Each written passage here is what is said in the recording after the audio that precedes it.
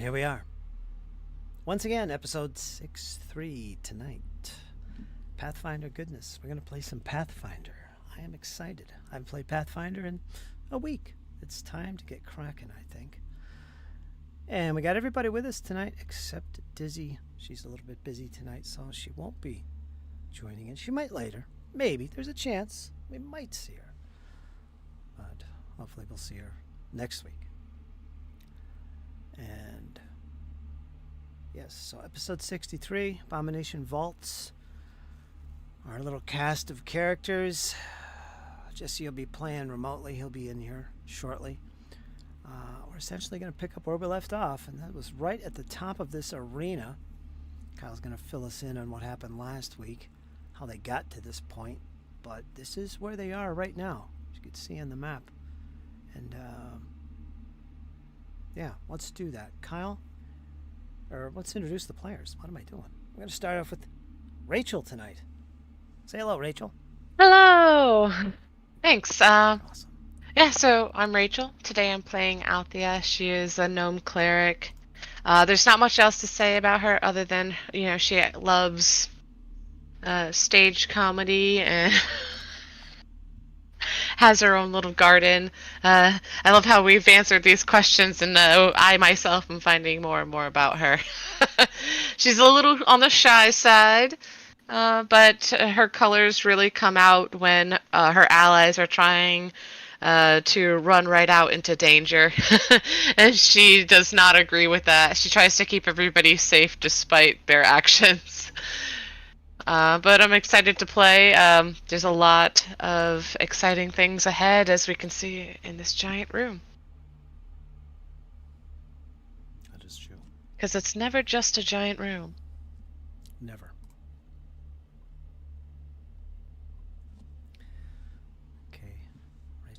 For that. We're going to go next to Eric. What's up, Eric? Things are good. I'm Eric from Montreal, the country that's sending all the smoke down into your country. Terrible. Yeah. On behalf of the Canadian populace, I apologize. I'm playing Cassandra the monk. Devoted to her friends, the dwarf formerly known as Arthurian, the gnome Althea, and her new traveling companion, Elisa the rogue, wanting to support them in their quest to discover the source of terror on Atari that lies beneath the Abomination vaults. Yes, indeed. Cassandra's learning more and more. She's exploring with her newfound friends, who've been at this for a little bit longer than she. Yeah. Kyle, thanks for that, Eric. Kyle, you're up next. Give us a hello. Hello there. How you doing? I'm Kyle. I play dwarf formerly known as Arthurian, the hammer and anvil, if you will. Cassandra hammers them, and I anvil them. End of story. And yeah, gonna be a fun little night. Got a dwarf that's invested. Definitely wants to get at Belcora. He's taking it real personal right now. So yeah, we're gonna. He's in it till we get to Belcora, and then hopefully she doesn't maim us all before I get to put in a few good hammer shots. That's gonna be a lot of fun when we get there. And yeah. Yeah. And we also have Jesse playing Chapt tonight. He'll be slipping in. He was in here earlier before the stream. He is playing remote, so he's still at work. But he's hardcore. He still manages to play these sessions every Sunday, so that's cool. He'll be joining us shortly. And with that, Kyle, you go ahead and give us a recap from last week briefly, and then I'll pick up from there. How's that? Okay. You'll get an extra hero point. Well, last week started off with a bit of a bang. The party was split. You had me, Cassandra, Chapt, and the gauntlight. We were exploring around.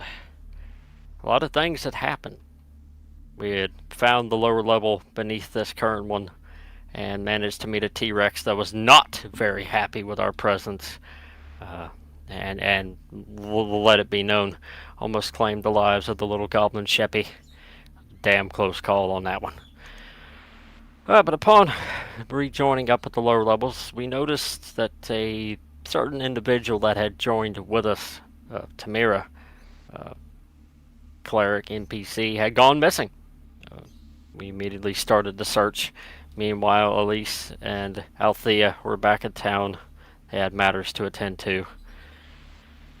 But we did leave a note that we were heading back to the Gauntlight, and then shortly thereafter, they rejoined the Gauntlight. They took a different route, finding an old portcullis, trying to find a way through to it. Myself, Cassandra, and Sheppy were on the hunt for Tamira whenever we heard noises off in the distance, and we withdrew to investigate. Coming around a corner, we saw Althea behind the portcullis. She was small enough to slip through that particular grating, and Elise was trying her best to jimmy the portcullis, for lack of a better word.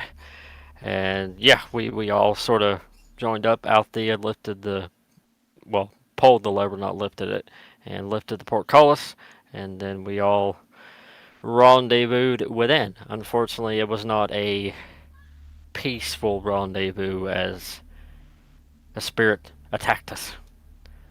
Thing hit hard, and I'm a dwarf. That thing hit hard. But we managed to, at the very least, drive it away. And yeah, did some further investigating.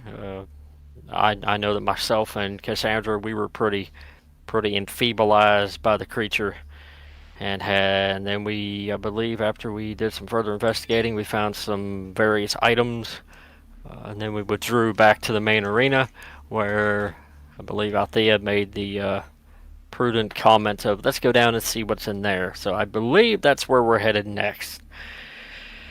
I got my warhammer. I'm ready for it. Let's go. Thanks, Kyle. Give yourself a hero point. Jesse is slipped in. If you want, Jess, you can give your intro now. Say hi. Hey guys, I'm Jesse, and I play Sheppy. And we all know what he is. He's our little ball of fire. Sheppy? Yeah, can you guys hear me? Yep. Did you hear me at all there? Yeah, I heard you. Okay. Yeah, and that's me. So let's get rocking. Okay, awesome. The little goblin sorcerer. Fire. Awesome. All right. By the way, Jesse, the goodies for the night was not Skittles. It was Twizzlers. You missed out on that extra hero point. You and Rachel. We were all fooled. Yeah, Oh, Should have known it was Chicanery. Twizzlers. it's always Twizzlers. Can anybody else hear Sheppy? I can't hear him. I can hear him. I can hear him. I can also hear him. Want to bounce out and back into Let the me Discord? bounce out and come back. Okay. Alright, say something, Jess. I'm here. You're here. Hear you now. Okay. There it is. All right.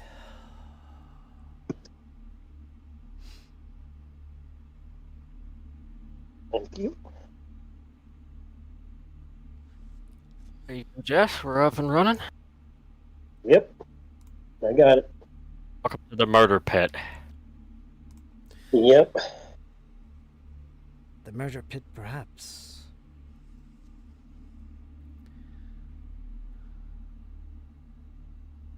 After finding some success with the aid of this new friend who's joined you, Elise, Nimblefoot, a roguish type of character. She likes to bounce around and check for things, and she was quite successful at that after your battle with the shadow-like creature.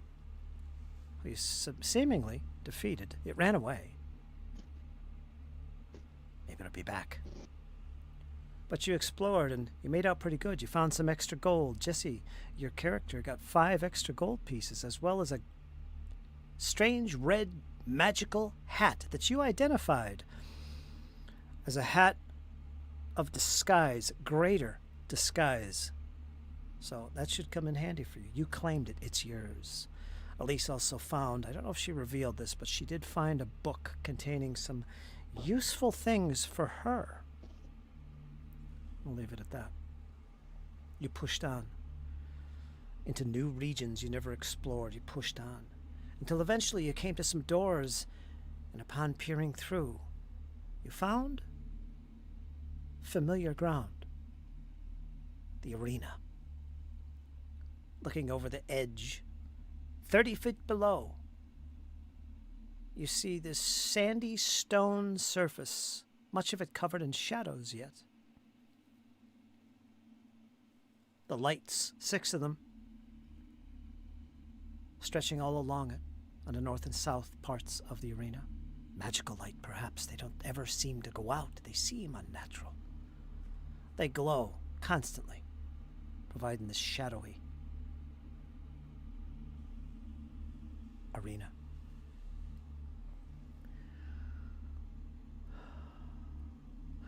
You eventually reach the north central part where you're overlooking from one of these balconies. Behind you, the bodies of the basilisks, the 2 of them that you defeated, and the stone statues, obviously victims, most likely, of these basilisks.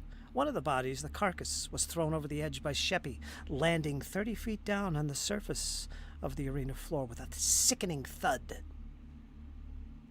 Took a bunch of you to throw it over, but, Chapt's idea, so he gets the credit. Nothing happened. You paused, you waited, you listened. Took a deep sigh. You realized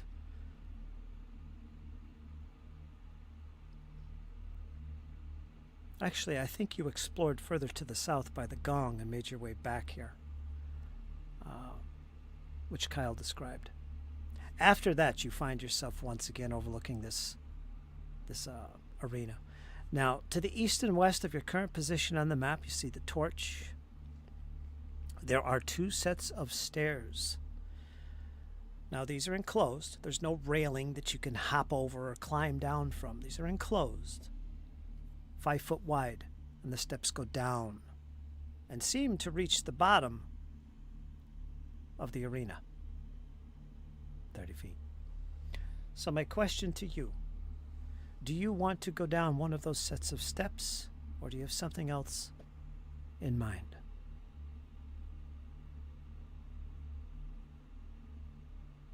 I think Althea said she wanted to go down and investigate, so. Any place on this level that we haven't been to? A good question. To recap, from your little map notes that you've been taking, I'm sure Althea's hard at work with her pen and parchment.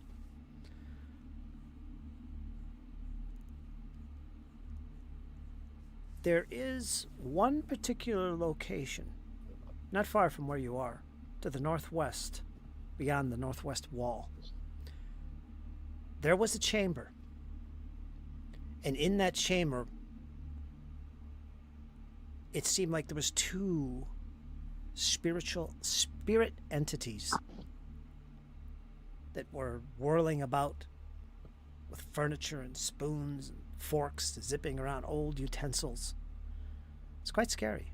And these voices seemed to be arguing with each other until they caught eye of you, and then they started to look very aggressively towards you. You've all been in that chamber. You've all ran from that chamber. There was no investigation. You remember there was a door out of that chamber that no one explored.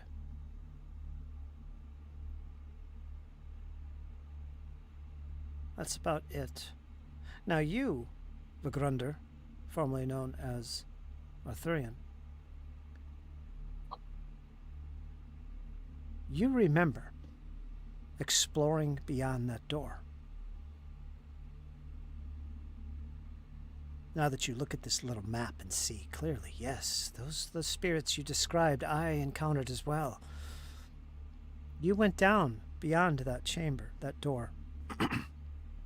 That was the corridor that was full of litter and debris, refuse. It only went a short way, turned to the east, and there was a door. You peered behind that door, and there, before your eyes, as astonishing as it sounds, was a fully lit bar. With patrons. With sickening gray flesh. Ghouls. You remember that. Also looking at the rest of the map. There's another location. To the east. In the chamber directly to the north of where you encountered this giant undead skeletal creature that you made quick work of. The room before you entered that chamber. It had a glowing fire that seemed to be magical. It was always lit. There was also 2 doors along the western wall, one of which was locked, the other one locked and barred. There was a bed pushed against it. There were spikes turned in onto the door itself from the outside, as if keeping whatever was inside from escaping. You never explored beyond those portals. You have no clue what lies beyond. Outside of that, unless you missed a secret passageway somewhere, there's nothing on your map that hints to such. There was a trapped area. There was a blob-like creature that you ran from. That was more to the northeast of where you currently are.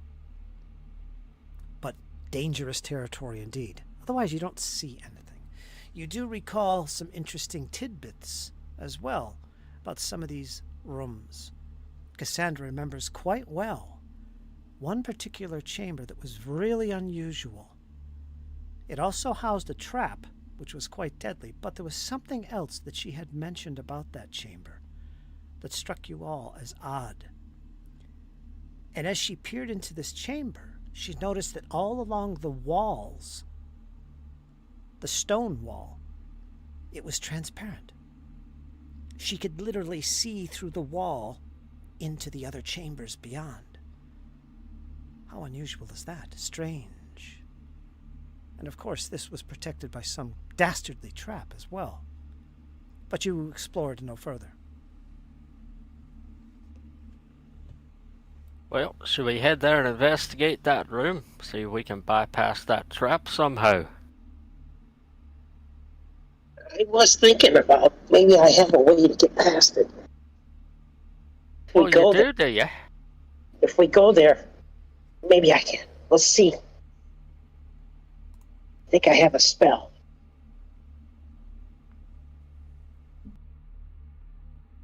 I'm willing to investigate if Sheppy thinks he can bypass the trap. Be careful. It's my middle name, right? Careful, Chapt. I'm always careful. Let's go. Mm-hmm. Right, sure you are. Mm-hmm. Not reckless at all. So you want to go up to that trapped area? Is that what we're talking about? Yeah. Okay, let me see if I can get you there without too much trouble.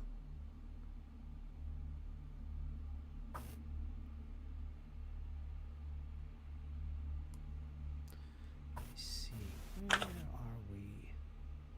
I'm gonna put you right here.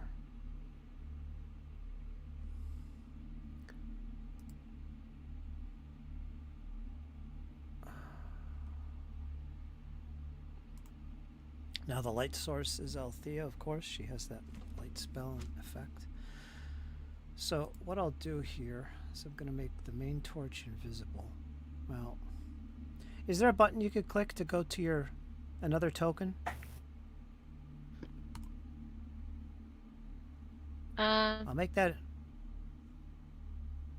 Not unless we're on the map. You are on the map. I have another torch token. It's to the northeast.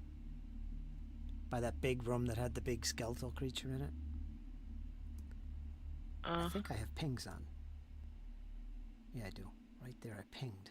I don't see any light source or anything. I got nothing. Neither do Yeah, I. I see the ping, but I don't see.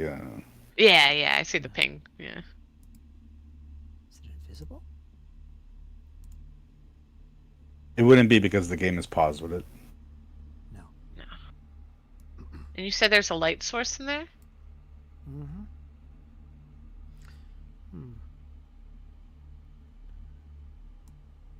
Why would it do that unless I have to refresh? Let me drag another one.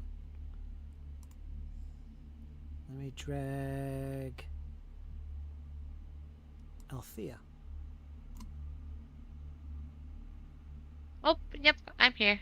I see 2 torches. So I have to drag everybody on, I guess. There's Cassandra. Yeah, Althea's nervous about being here. I'm gonna take your word for it, Sheppy, but I'm gonna stay far back, far behind.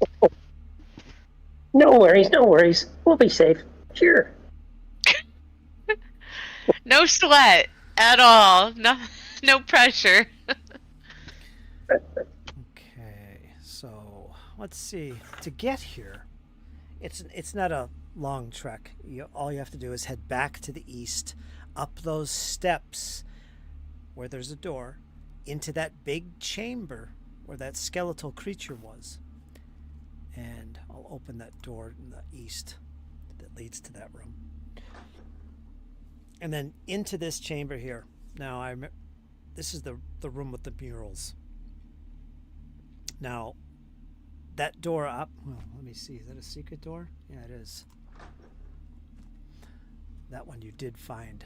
So, beyond that, down that long corridor is that one chamber that had some of these walls were transparent. And it was also the trapped, the blades that come out of the floor. It was nasty. Okay. Sheppy says, step aside, Althea. I'm going to try this. How long is this hallway, by the way, that I could see? Count the squares. I can't. 5 feet. It's too each. small. Count it, Kyle. I can't see. You're going to have to move Sheppy over. Yeah, I can't see the full hallway.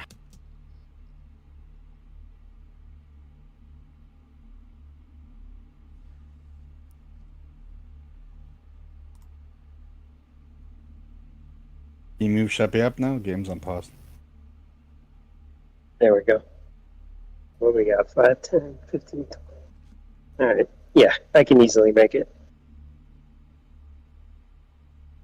So, explain what your idea is. Okay, so open up my spell list there, Kyle.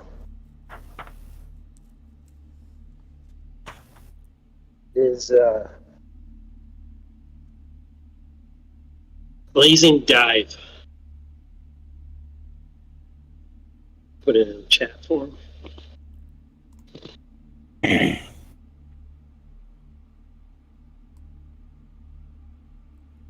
going to use it to appear on the other side of the hallway against the far wall.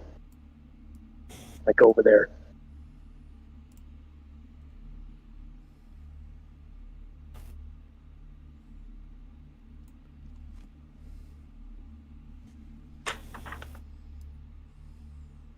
I see it.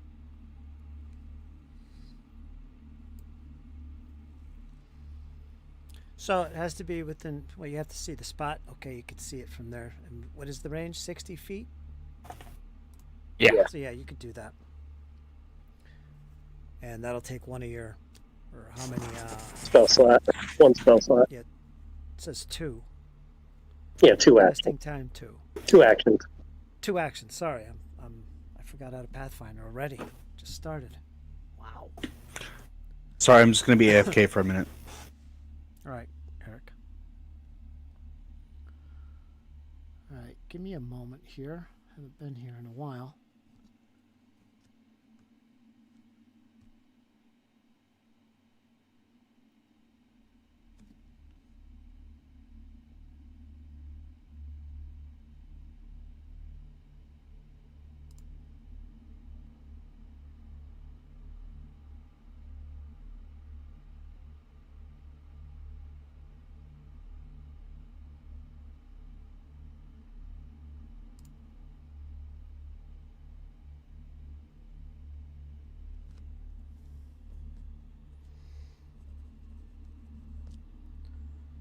Mm.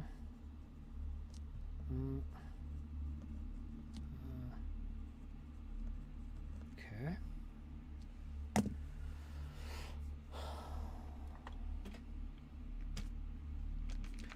You should be able to do that. So you're going to land deep in that room, right?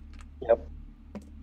With a fiery blast and Well, if there's emanation of, anything what's within the 10 range? feet. 30 feet? 10-foot emanation, sorry. Yep.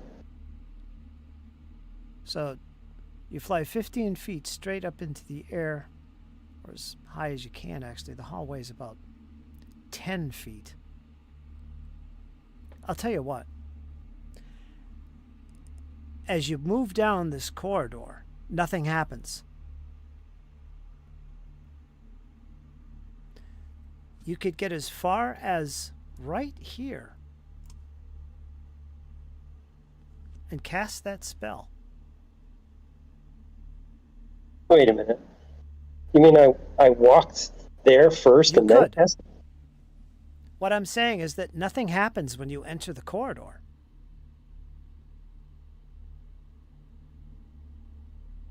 It seems safe to walk on. Oh, I didn't know that. See, I wasn't here when you guys were in here. Before I cast the spell, can I spot any pressure plates or something on the floor? You want to make a perception check and check for traps? Oh boy, I'm not the one to be doing this. Yeah, you're the worst, actually. The rogue is actually the second worst. Althea's the best. Althea, she's, come here. she's the squishiest. That's right. I'll only come if you can guarantee it's safe. Sure. You don't sound so convincing, Sheppy. Well, last time it wasn't, right? But it is now. I don't believe you. I was standing only a few feet from where you are the last time, and it nearly killed me. And the others. Okay, Gurngar, come here. What you need, Sheppy? Look at this floor. See if it's trapped. It's gotta be. I'll help you. All right.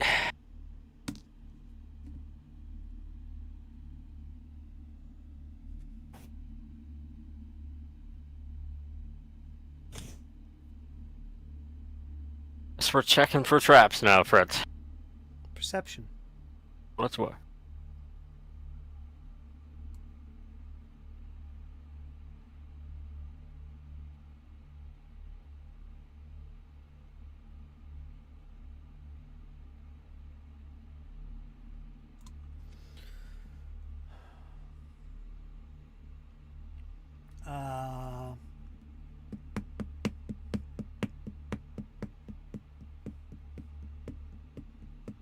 The heck is the stat for him here?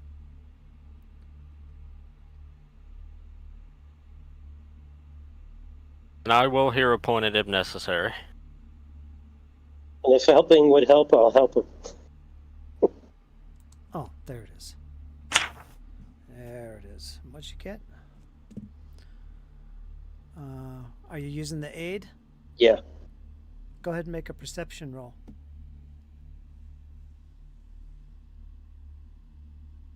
Second one incoming is for Sheppy.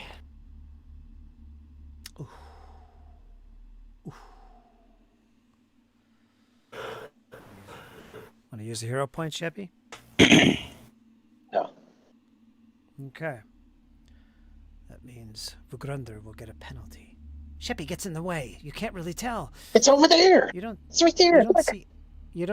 You don't see anything unusual about the flooring. However, Cassandra's presence here is of some aid to you. And if Eric can remember any of the information I revealed, you can do that, Cassandra. If you can remember how I described this trap and what it looked like when you stepped out onto the surface of this floor in this chamber, that's when it all kicks into your memory. So, Remember anything? yes, I remember it was like almost like scissoring blades coming down. If I remember correctly, it's almost like on a track, and it whirls through the corridor.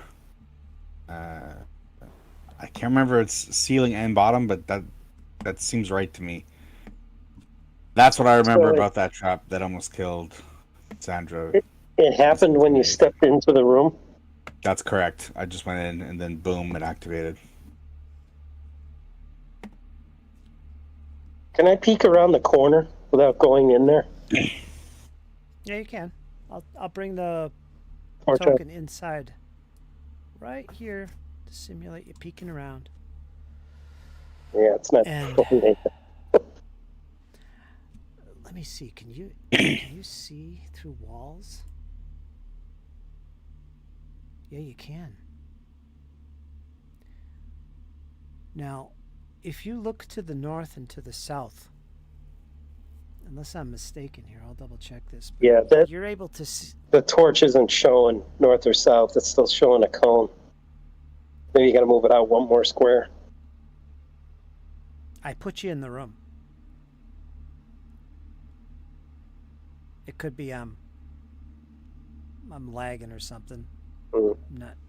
Maybe. I don't want to refresh this, but I guess I'll have to. Now, as you peek into the room, to the north, 15 feet away, and to the south, 10 feet away, you can see a portion of the wall that looks transparent, and you can see beyond it. And you can see beyond it and see what looks like another narrow corridor leading to the north and leading to the south. Is that the same room that we could see the wall that was transparent before? What I just described to you is transparent walls in this chamber.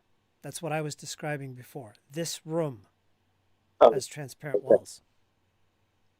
That's what you notice peeking around into the chamber. And that's to the north or the south? The north and the south. Okay. Like a 5 foot, maybe 8 foot stretch of wall is transparent to the north and south. Is there any magic coming from it? Detect magic? Do you want to cast Detect Magic?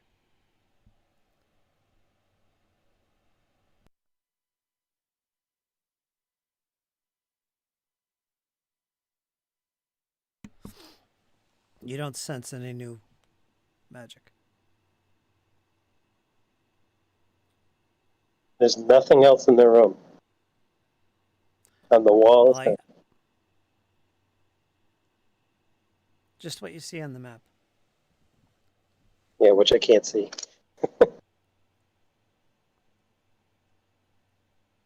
What's that thing straight across from?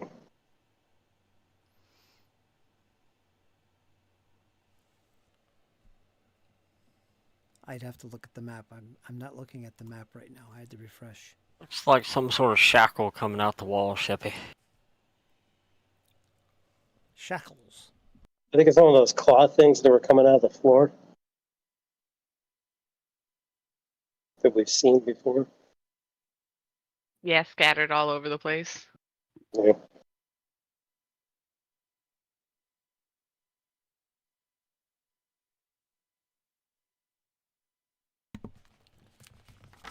let me see. I think I have this map in my book here.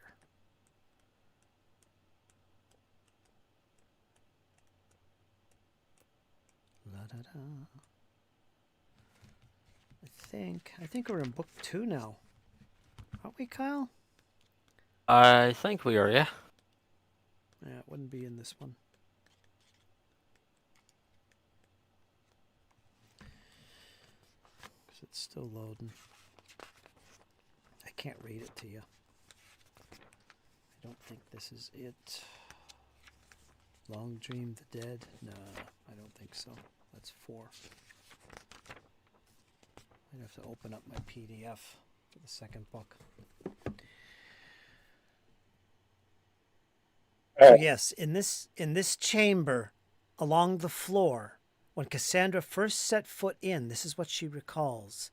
She heard a click, and she froze. And just at that moment, these blades, maybe a half dozen of them, just randomly appeared in the floors of this room. And they were like following a track that was beforehand unseen, but they would rise up and they would come zipping through you guys and cut deep into it, and then they disappear out of sight, but you could still hear them. They would disappear in the chamber, or they disappear down a corridor. There's corridors coming out of this chamber that you've explored, including the corridor you're standing in. In fact, it was here in this corridor, Sheppy, that you were brutally cut by these blades. All right, so last thing I could think of is I'm going to take one of my focus spells, my flaming toss, and I'm going to shoot it at the transparent wall to the north. You're going to shoot it at the wall? Yeah. What does it do? All right, what are you shooting now? What is the spell? It's a flaming toss. All right.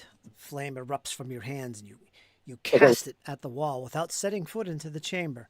And it goes, as it contacts the wall, it doesn't seem to have any effect on it. And the flames disappear. It was as if you threw it right at a solid wall. Last thing I could think of is, can I do a recall knowledge? See if I recognize any of the architecture.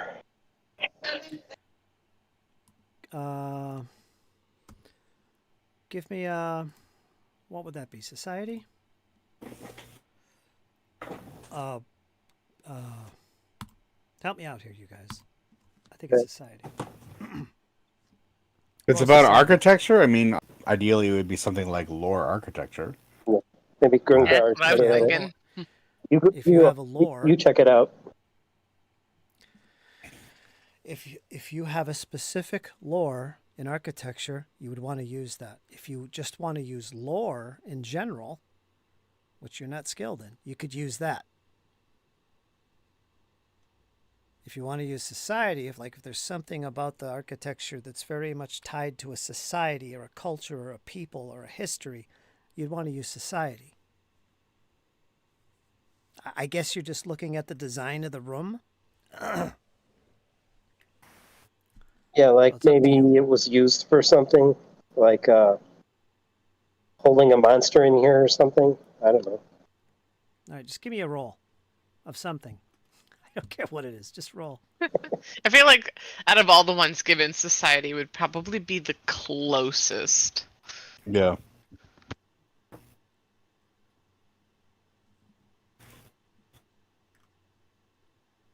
Society.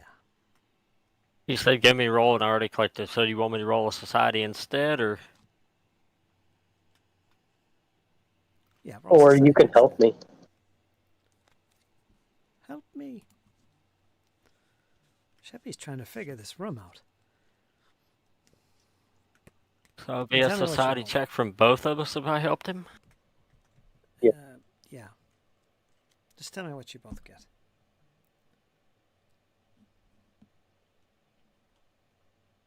Oh, Sheppy's is underworld lore.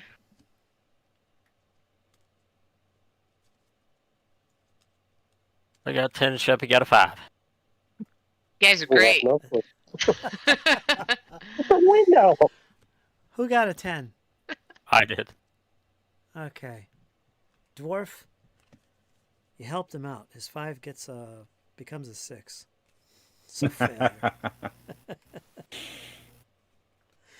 It looks to you like this was some type of observation room. The way the walls are presented. The architecture is very plain. There's nothing special about it. It's just a plain room. But if anything, judging from those what looks like almost like glass, transparent walls, it was an observation room of sorts. But you'd have to go in and explore more firsthand if you want to get any more information. Nothing really unusual about it. You don't see any religious symbols or icons of cities or heraldry or anything in the room. It's very plain. I'll take another crack at finding this mechanism. Yeah, I'm not going to help you this time. Yeah, please don't. Okay, go ahead. This is another perception check. 20. Okay. You can't figure it out, dwarf. You just can't do it. There's something to do with the floor, obviously, because you're stepping on it, but you don't see anything else like wires or things in the ceiling that might be an indication as how it's trapped or where the mechanism is. But the only thing you know is that setting foot on this, some part of this, specifically the front where you're standing almost, right there is the trigger, but you don't know how it works. Can't figure it out. Something about it. Go back and tell them. If you could perhaps bypass stepping on the floor, maybe that's a solution. Maybe. That's the best you can come up with. Either that or perhaps not walking across the threshold, but running and jumping into the room. Maybe the mechanism's at the edge and not further in. Or we have someone else come and take a look at this. Maybe they could spot the mechanism and we can maybe figure it out. All right, one more thing I should reveal about the chamber now that I could read it.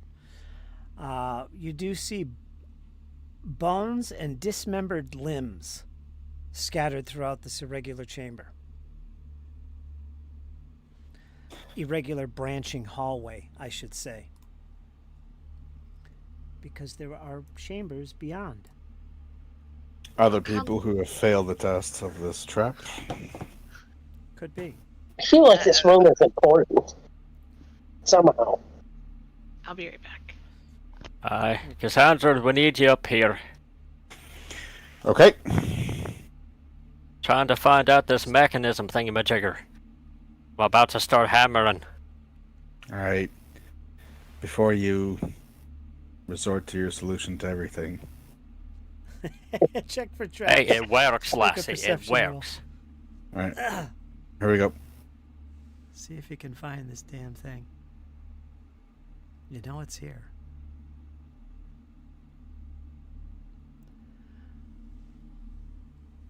Sorry, that should have been private. I don't even see it yet. There it is. You think you're catching on to how this works? It has something to do with the floor and putting pressure, at least on the entrance, because that you remember. You triggered it. And you're very cautious about putting another foot on there again. That much you know, but you can't figure out anything beyond that. So it's up to you. Be creative and think, okay, how can we... Should we throw into this Sheppy in chamber? there? That's what I was thinking. You could do that. How far are you going to throw me? We're over to the wall if I can. Maybe throw me to the north a little bit.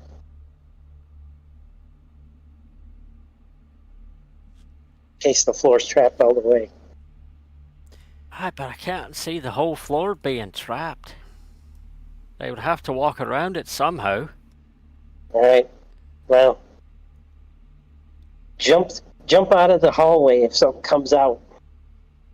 I'm gonna be standing here to throw you. Cassandra, do you think you can keep an eye on Althea, pull her out to harm's way if need be? Yes, of course.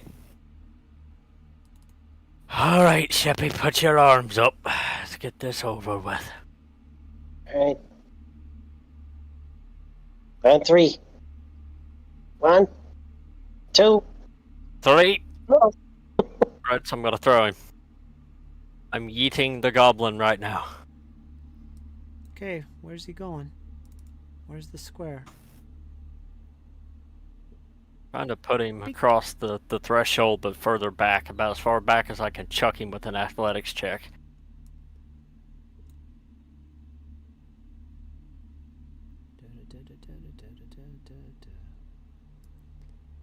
Okay.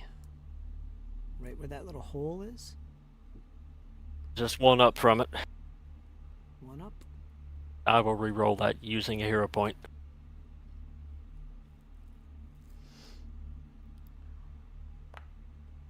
Better.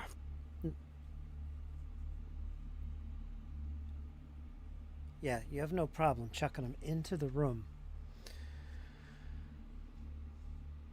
Yeah, no problem chucking him into the room without stepping foot into the room yourself. And you bounce off the wall, Sheppy, and then land with a thud. Oh. Go ahead and make a quick athletics check to see if you keep your footing. I want to see if you're prone.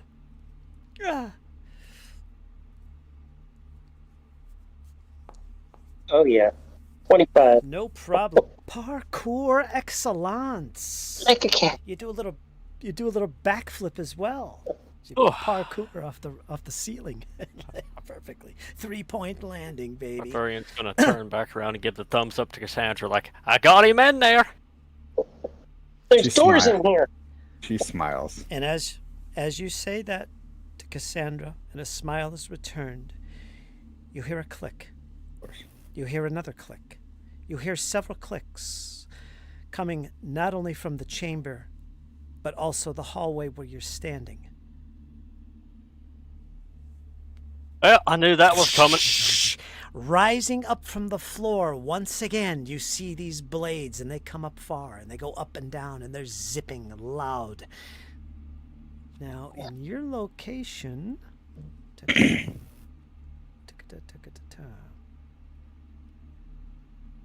I'm back, by the way, just to hear of the terrifying news. I threw Sheppy into the room, deactivated. I'd like to point out that Althea is like somewhere like over here, just getting a med station out. All right, so what I'm going to do, I'm going to bring Cassandra in, right where I think she would be.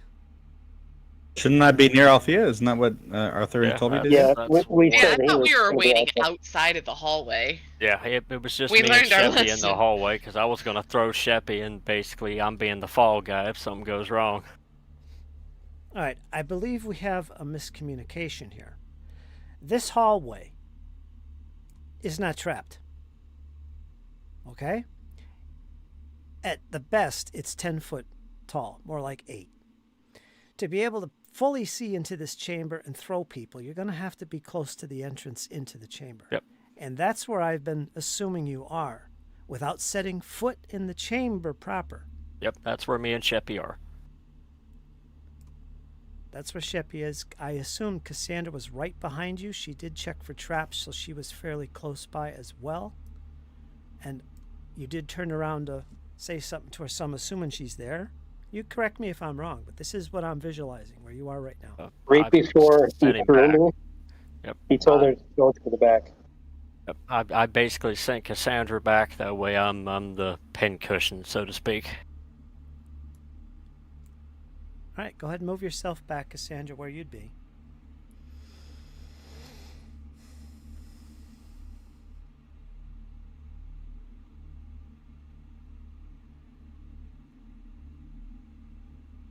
So as you, Arthurian, turn around and shout down the hallway, you hear the click. All right. Right. And roll some dice. I'm going to make these public. All right. You see 3 blades appear in the...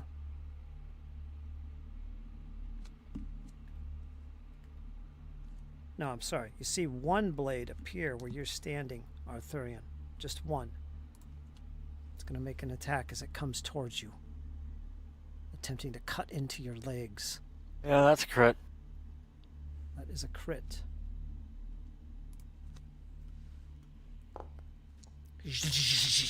Blood spatters all over the walls. You hear the screams coming from the dwarf. 42 points of slashing with deadly D12 on top of it. So 42 slashing damage. Fortunately, there's no other blades coming at you, Arthurian. Now, sadly, there's not only 1, there's not only 2, but there are 3 blades that appear in the chamber. Well, I think this is the end of Sheppy. There's going to be 3 blades coming straight at you, Sheppy.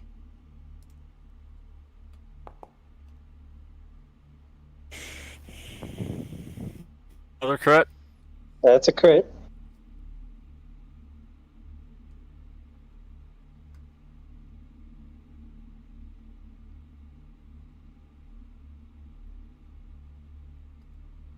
I'm thinking if I stand at the end, depending on how fast this is happening, I might be able to cast a few words from the end of the hallway in like a 2-action spell type of deal. Was that a crit? Yes.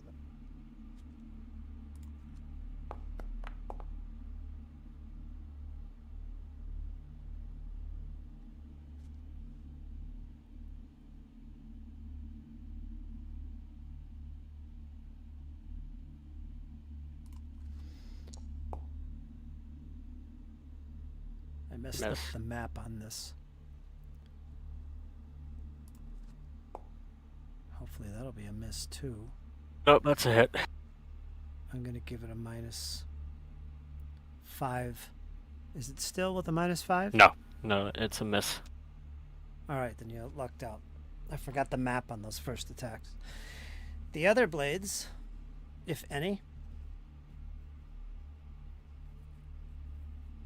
nobody to be seen, but you can hear them coming beyond those walls.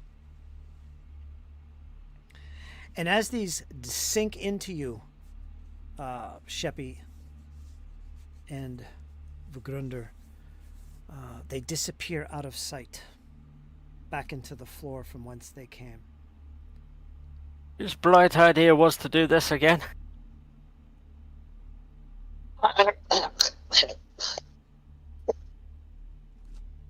Sheppy, stand still. Don't move.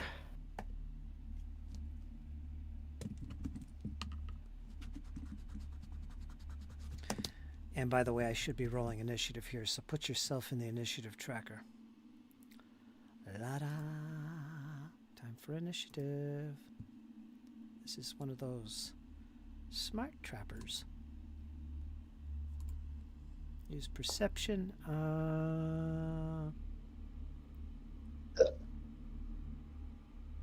Excuse you.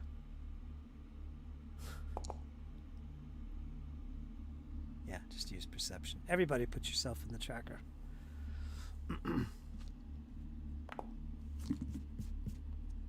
Rolling perception for initiative. Mm-hmm.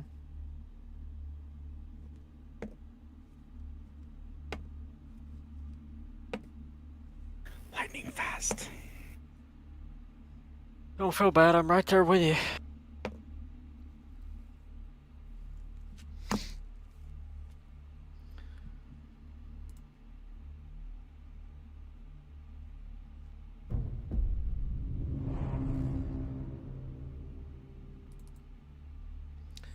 And Althea, as you hear these screams coming from your friends and you saw those blades appear and disappear, what do? You're up. Well, I hear the screams. I step right in front and I'll cast a 2-action heal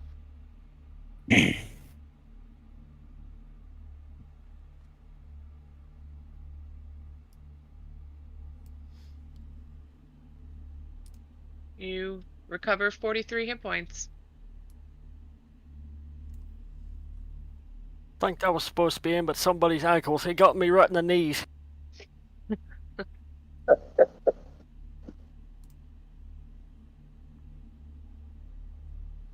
Yeah, that's all she's You hear got. the-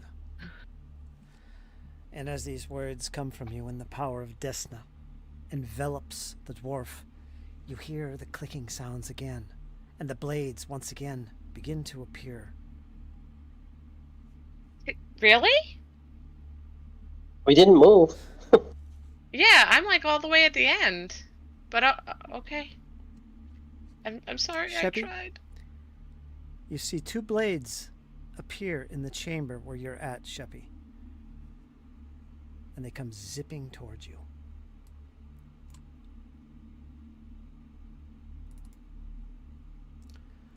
And that's going to be a 37. Correct. That's a crit.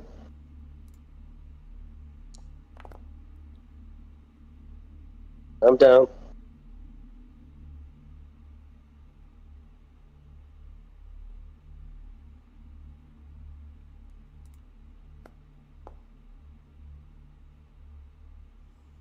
We'll ignore that one. So put yourself at dying 2 as you remain motionless on the floor as these blades cut into you. And Sheppy, you're going to be moved in initiative to right here. Whoops. Not there. Right there. And next is Cassandra.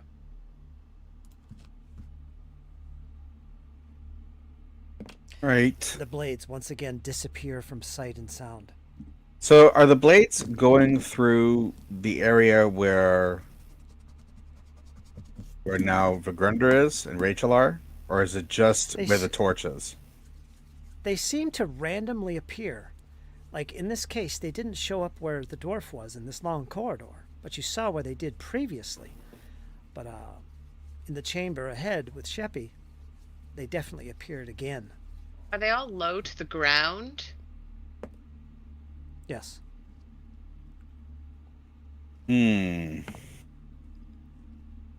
What's the ceiling plan? Does the What's the ceiling have plan monkey here? bars? Yeah, that's the only thing I was thinking. It's like, but I'm not quite Spider-Man, you know? Mm. I'm gonna move up to here anyway. So what's the plan? Do we try to get Sheppy out of there? Well, I got a grappling hook and 50 feet of rope. I think that might come in useful. We're gonna grab him with a grappling hook. Yep. If you take a move action to go into the room, grab him with a second action, and then run for a third action, it's doable. Not from where I was starting though. I was Because thinking the dwarf could do it. 5, 10, 15, 20, 25. Yeah, you could. I got me an idea, but I'll tell you here in a second, Cassandra. I'm going to need you. Okay, well, if you have an idea, I'm willing to go with what you have planned.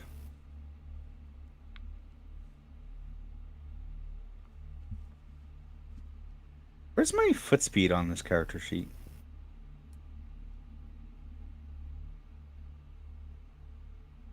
There it is. I have 35.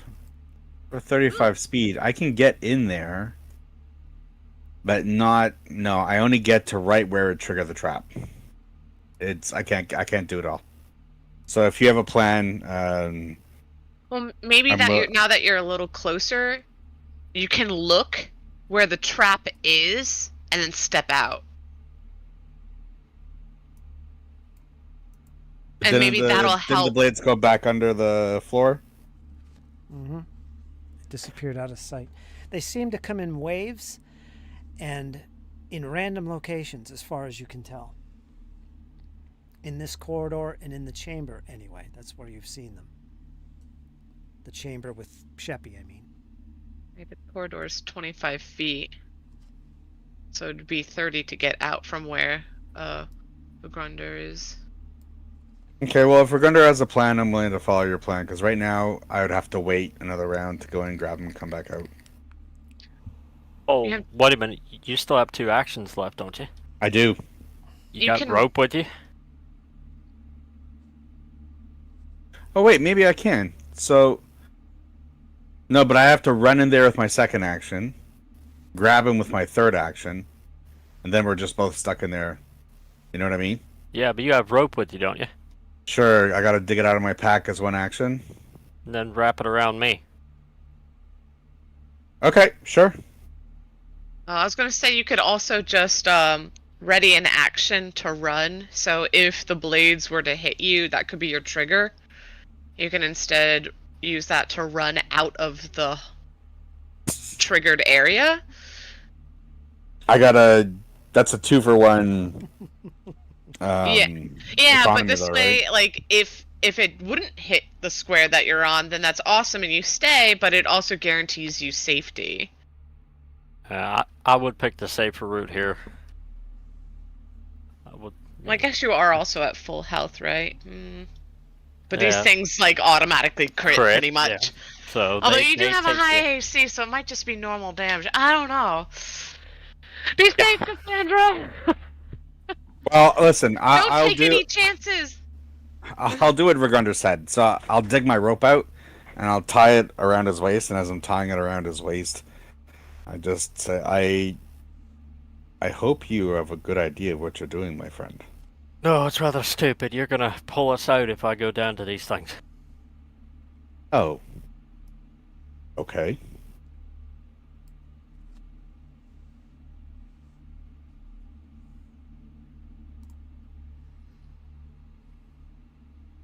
Ah, yeah. Have you got any hero points? Yeah. Wish we could use hero points to make enemies reroll their attack rolls. I wish. Boy, I'd have spent all them bitches tonight. Let me tell you. I'd have spent all them bitches right here. Okay, Fritz, that's yeah, that's gonna hurt.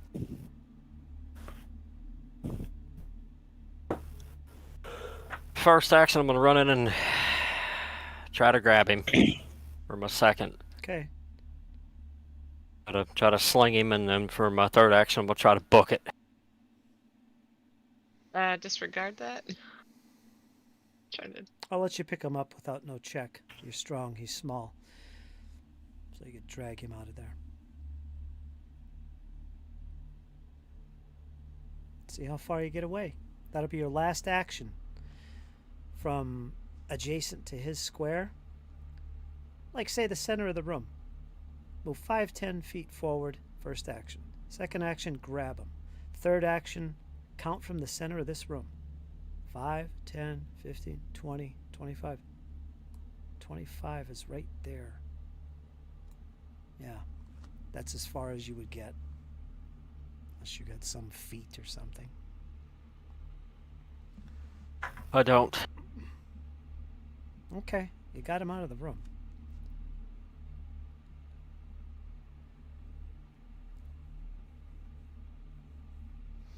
Just leave him there. Move your guy. Yeah. I'll assume you got him on your back or something. There you go. All right. And that's your turn. Next, back to Althea, round 2.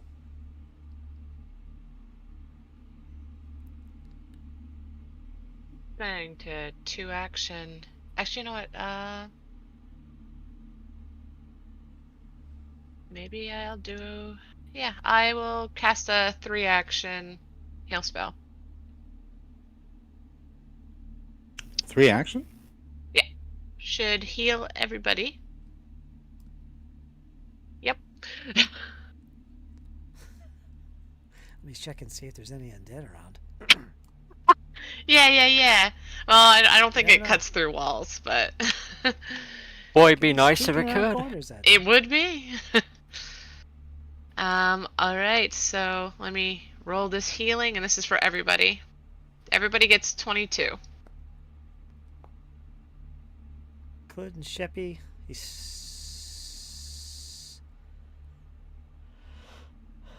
He's wounded 1. All right, and she says,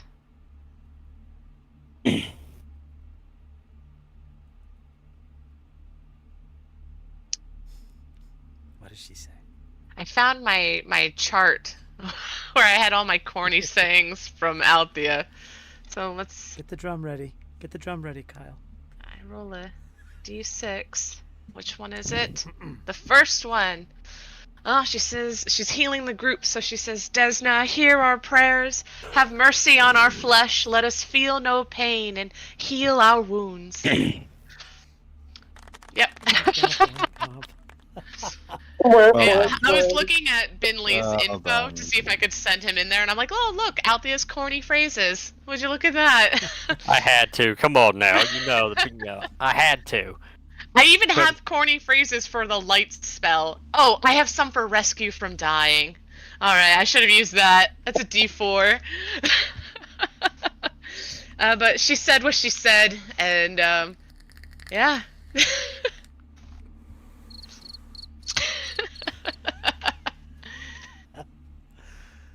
Is that it? That is all. Sheppy, you don't have to make a recovery roll because you are back from death. You have wounded 1. And you're on the back of the dwarf. You begin to come to. Your eyes start to come up and you feel yourself being carried. What happened? Gundar, you're supposed to throw me in. I'm gonna skin you alive when we get out of this. That thing about took me kneecaps off. What happened? What happened was the thing about took me off at the knees, and I need to go headbutt something to get even with it. Headbutt? But it was going in. I threw you into the room there, and you just evaporated. Do you want to do anything? Or just continue to converse? Let's get out of here. Yeah, please get out. It's got to be somewhere around this, no? Technically, you could jump down and run into the room. Please don't, Sheppy. Oh, I thought you meant the other room.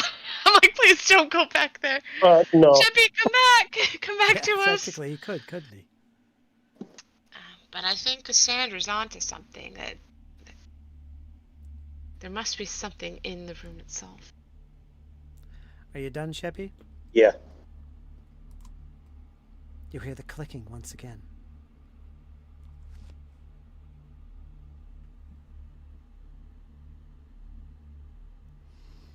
A blade appears in front of you, Althea, and it begins to shoot down the corridor towards Cassandra and the dwarf, your friends.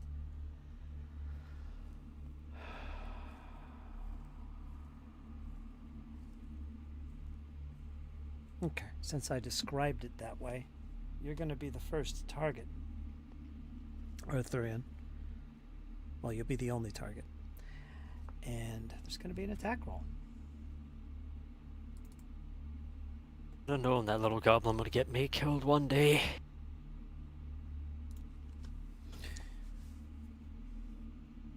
Hit, not crit. Behind you.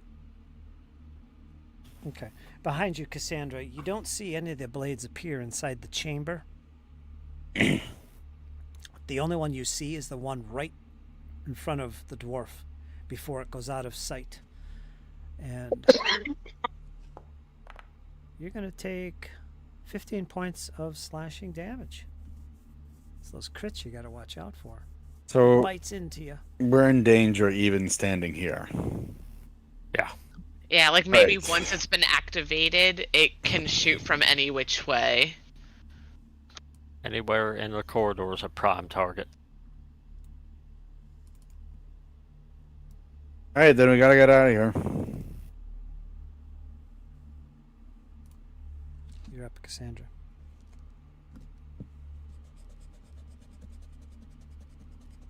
So that's one action. And then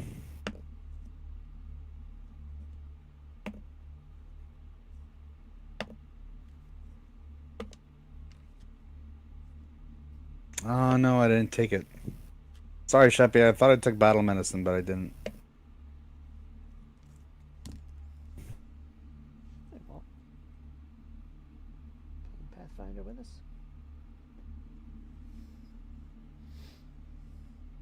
Okay, so I'll just keep here and watch over the door that's leading into the chamber that we fought the undead thing. Okay. You don't see anything in that chamber, but you do notice that there's this loud noise that's coming from the blades and the screams of the dwarf, the pain anyway, does carry into this chamber, echoing. Dwarf, Grunder, you're up. Yep. I'm running out of there. I slide around Althea. Once I get back to the room, I'll reach down and untie the rope that Cassandra put on me, and I'll offer her rope back to her. Okay. All right. And as you take pause in this chamber, you don't hear the return of the blades. They begin to faint in the distance, the sounds they were making. They don't come up out of the floor. And after a few seconds, silence returns. Okay, I got another idea. Rundar, you run in again, Wow. and I'll shoot them this time. All right? Go ahead. I'll roast you where you stand, lad. I ain't going back in there. Work. Go, come on. Because it appeared to me the whole floor was a trap. I triggered the whole floor. I was never even in there. What are you talking about? Yes, you were, Sheppy. I threw you in there, and then you landed, and then you fell down because all them blades came at you. I say we I take think our, so. I say we I take our think you search think so. elsewhere. Are you In saying the- things again? You get hit on the head too many times. Go ahead. Go in.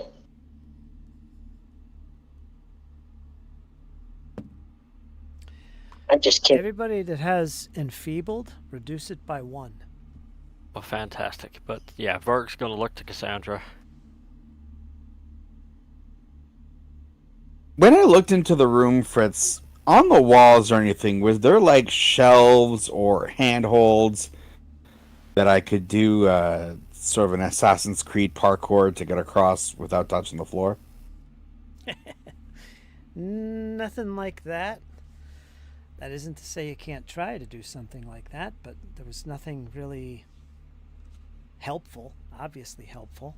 So like shelving units or No. bookcases. Okay. No shelves, nothing like that. Just bare walls. Natural stone. Not blocks or anything. Rough stone, I should say.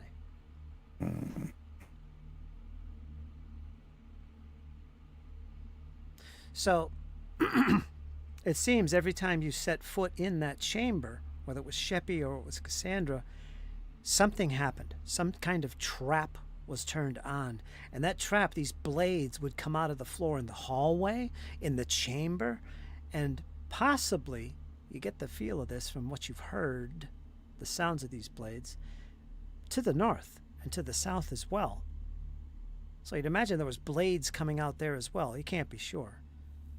But the trigger seems to be stepping or putting pressure on that floor in that chamber.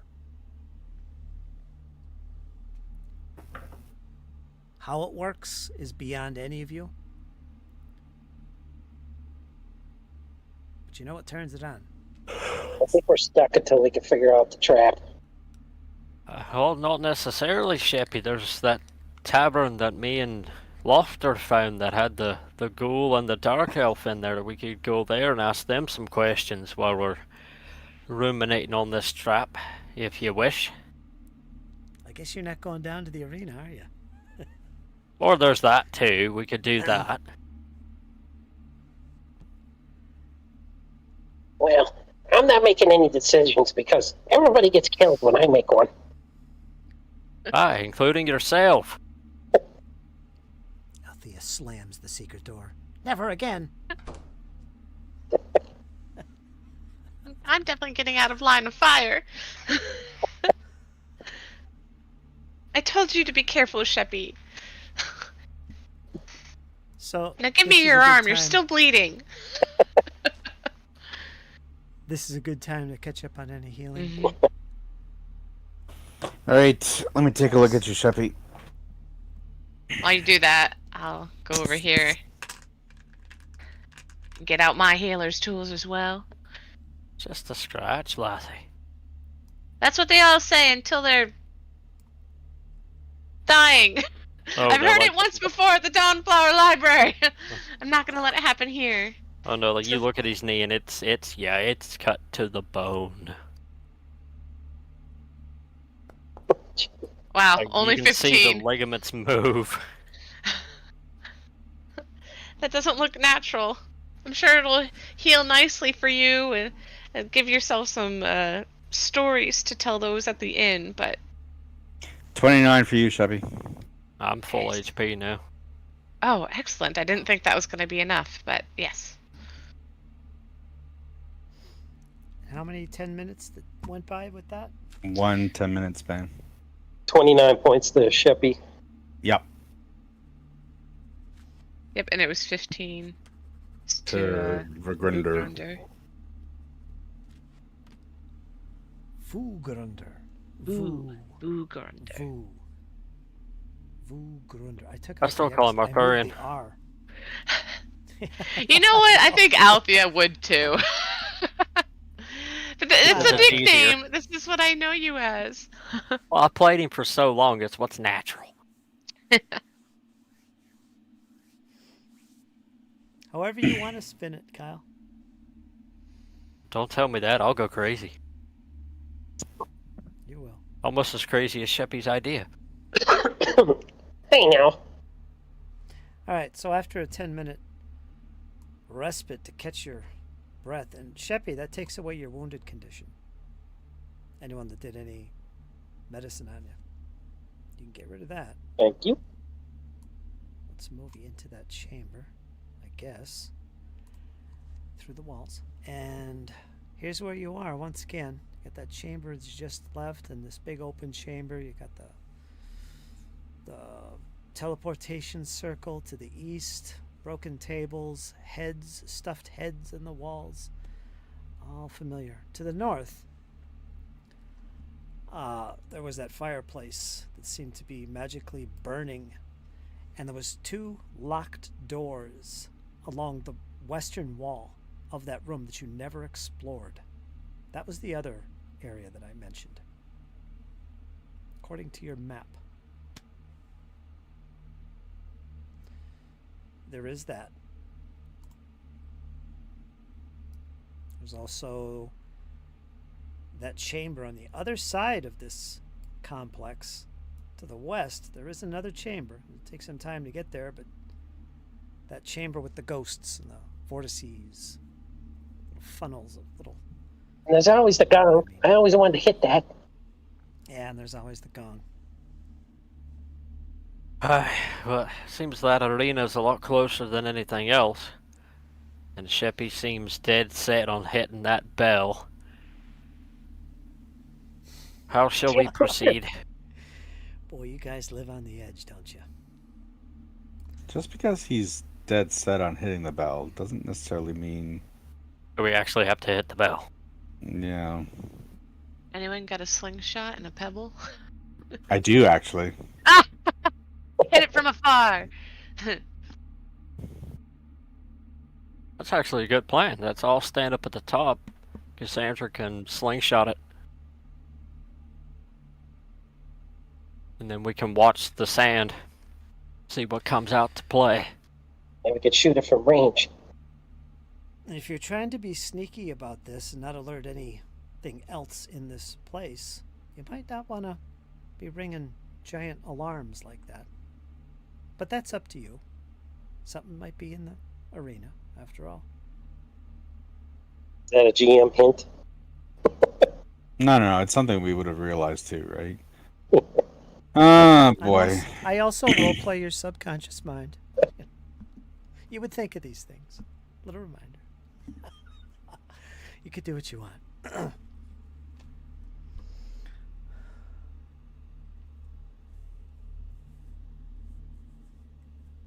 So if you guys want to head for the gong, just go ahead and move yourself down there.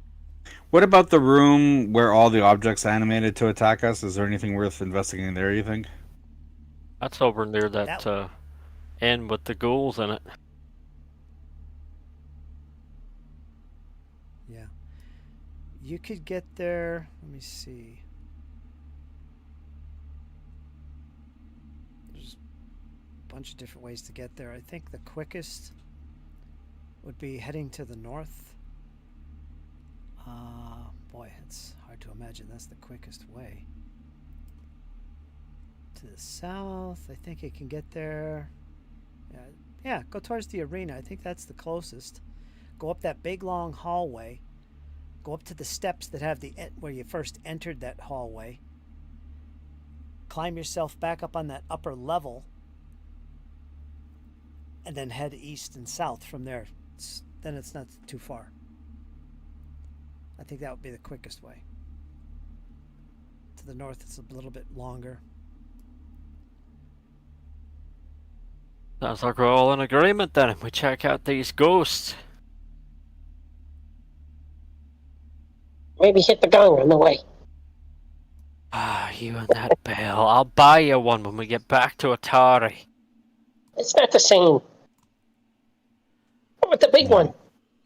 No, I imagine it's not. Not like there's a little gauntlight souvenir shop. Yeah. I don't think they're going to be rushing out for you to hand them your coin and then that they give you back things. I don't think that's how that works down here, Mr. Chappy. I got an idea. Oh boy. Let's take your clan dagger and cut the ropes, and then we'll roll it out of here. Sound like a plan? The rope must be mighty thick to hold up something like that. Arthurian just shies and begins shrugs and sighs and begins to head in the direction of the ghosts. Arthurian, aren't you strong enough? Come on. We could use a big gong. Aye, but we have a mission. We can get this on the way back up. Once we put Belcora bitch to rest. I will have that gong. It will be mine. At least it's Are not you my taking dagger. this? Are you taking the south route, passing the gong? That route? Yeah. All right. So, you guys can leave your tokens there. Yeah, you make your way to the south, down those steps, then to the west through the double doors. 10 feet away appears the gong and the arena. Arthurian and Cassandra leading the way to the north around the arena. Sheppy, you do have an opportunity. Eyes are upon you, however. If you wanted to ring that gong, now is your chance. When I'm right next to it? Yes. Is there anything to hit it with? Yes.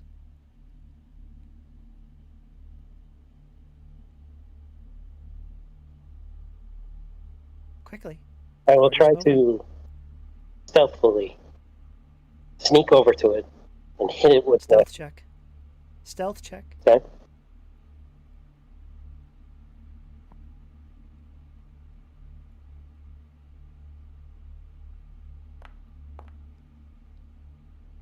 $19. You are easily spotted by everybody in the group.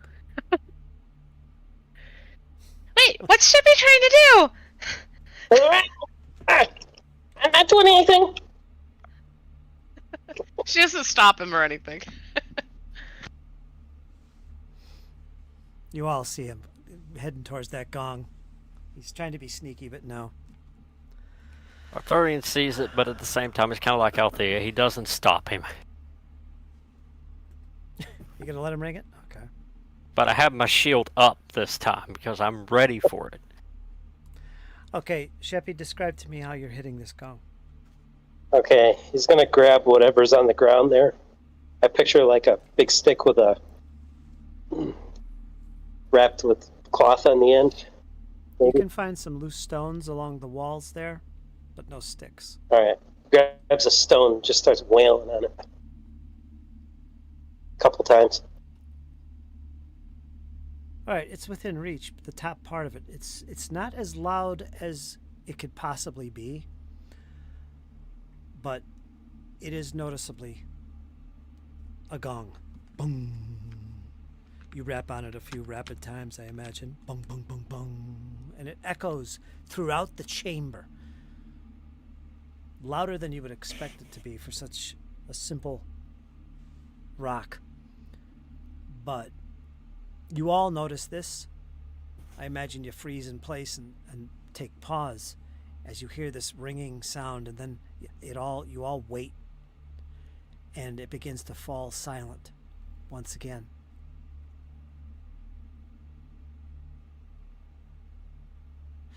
You hear a shifting from the arena below. Something different this time, though. It sounds like a sickening sloshy sound. Not like footsteps or anything. Like something was disturbed. Something nasty, big, and wet. And then silence once again. Peering over with your dark vision, Sheppy, you do see something move. Is it big?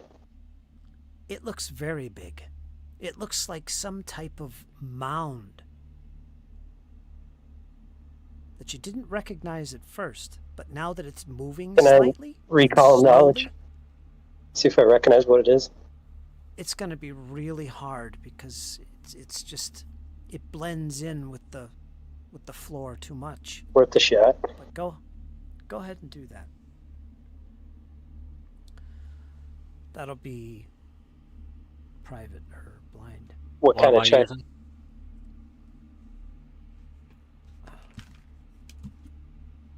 Go ahead and make religion.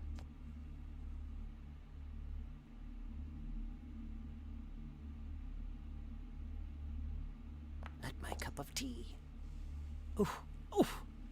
That was a 1 plus your religion modifier, whatever that is. You rolled a 19. Oh, it's a 0.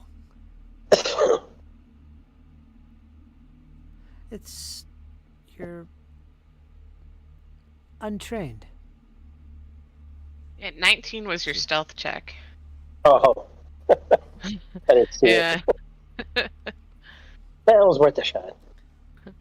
He's not a very religious goblin. Sheppy, did you need help? What are you looking at? oh no. It's a big slimy mound. It moved in the sand. I'm sure of it. You peer down there, Althea, and you don't. It isn't as clear to you. I know you have low light vision, but it doesn't look like it's something that's alive. You don't see anything moving. You heard something, but you didn't actually see anything. Only Sheppy did. It's not enough to be able to make a check with. How far away was it? Towards the center of the arena. Towards its middle. Maybe a little closer towards you. Not the exact center. Kind of like where that little brownish spot is if you look at the map. Closest to you. And right around there. We don't have a light source in here, by the way.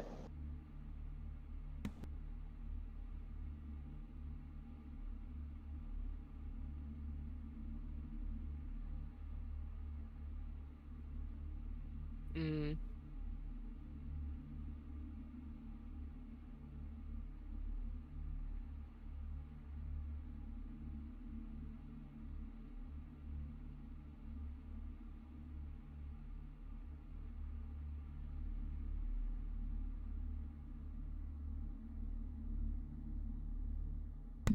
Oh, I was muted. Yeah, I brought your token down. It's right by the gong. That's where you're currently located. Sheppy, you're there. Althea's close by. The rest are a little bit ahead to the north, ready to keep on moving. Yeah. Can anyone else see? No, all of the tokens are at the top. I've just been theater of the mind. Okay. Theater of the mind's best mind. All right, everybody go down towards the gong. It should be lit up for you. I hope. If there's a torch there, I don't see it. Oh, man, what is happening with the torches tonight? Let me... It's probably because I Drag it didn't all have it down. selected, maybe, when you got rid of the token. Or, I don't know. Is it a new torch? Let me bring you all down. Let me make you visible. Like, that's the unfortunate part. Like, when Foundry comes out with a new level, it's fantastic. Like, wow, all of these new things. But then all of the other modules start breaking. Because they update it for the new version. But the new version might not be, like, the stable in the way that you'd like it to be. But I tell see you one everything thing. now. I'll tell you one thing. They update both Pathfinder and Foundry. Update so often. Weekly, at least. Yeah, everything goes out of date Yeah. constantly. All these modules are made by other fans. They have to go and they have to update to the newest version of Pathfinder or Foundry every time. Do you have to accept the Pathfinder or Foundry updates? Can you play with a non-updated version? No, I'm not updated. I'm using version 10. Rachel's using version 11, I think. Yeah, but it hasn't That's the latest been one, yeah? tested. Yeah, 11. It hasn't been tested yet, and I just did a batch module update, and I updated Pathfinder as well, because I'm sure they had a few bugs to iron out with the new version 11. My Pathfinder is not, it's version 4.12.9, so it's not the current one. It's the previous one. They must have updated that again. So I got to update Pathfinder as well. And version 10 of Foundry. 291. That's what I'm packing. Anyway, you're at the gong. Would you like to continue on? Or ring that gong some more? What do you want to do? Okay, so the gun made the creature move. Wait, there was a creature? Yes, definitely a creature. I saw it. Althea... Sheppy, ring it one more time, but... Let me get Maybe- it in place. Maybe a louder ring would help. Here, Sheppy, take my warhammer and hit it with that. Oh boy. Alright, so Don't Althea's whine. coming up to the front here. Okay, take up your positions. She casts light on just she has that wand holder that was for that wand that she gave to Agatha, and so it's just like this crude, horrible invention that she tried. She's gonna cast light on it and just throw it into the center. So like this insignificant item that she's been carrying. She's gonna throw it as like far as towards the center she possibly can. It's probably only like 20 feet max. Go ahead and make a ranged attack with whatever. Doesn't matter. Just don't use any ammo. And take a minus. Well, I'll apply the modifier for the range. Just go ahead and throw something. Alright, it's gonna be the same, but hey, she actually did pretty good. 23. 20 works. feet, yeah. That works. All right, you stretch out your arms, take aim, and yeah, almost fall off the balcony, but you catch yourself just in time. It whips through the air, and it lands in the sand, lighting up the area. With Sheppy's all the strength he has, he picks up the warhammer from Grunder. I don't think just- you can. He's gonna try. Maybe you Wait, could go. I'm not ready. And she, while Sheppy's already in motion, Althea just watches You the guys- sand you guys are intently. You're crazy. You're No, crazy. Now that Sheppy, it you is lit can't up. pick it up. I think you all have a death wish. All right. Uh, As it lands and lights up this area, you see that it's heading in a direction towards what looks like a large mound of refuse. And as the light gets closer, you can see glistening on it, like it's wet. You see what looks like rotting flesh appear as the whatever you threw there lands right on top of it. And as it does, you could see it. It kind of makes a motion in recognition that it just got struck. And just as that happens, Sheppy, you've got a warhammer in your hand, and you pull that baby back as best as you can. You're not very good at it. It drags a little bit on the stone, but you do manage to slam it into the back of that gong solid. I want you to make an athletics check. I have the DC in mind to see if that hammer falls from your clutches and into the gap.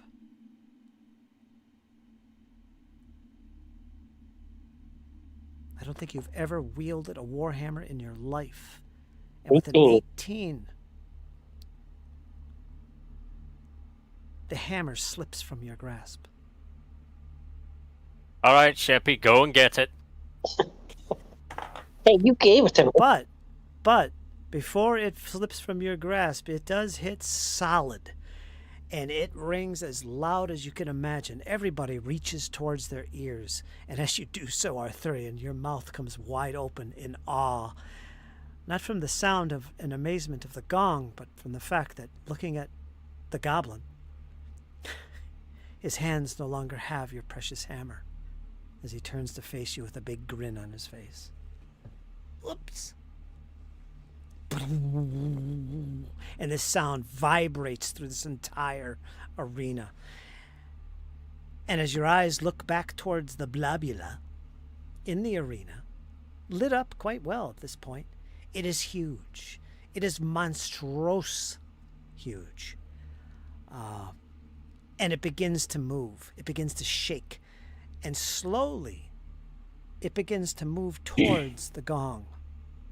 Very slowly, but you can notice it.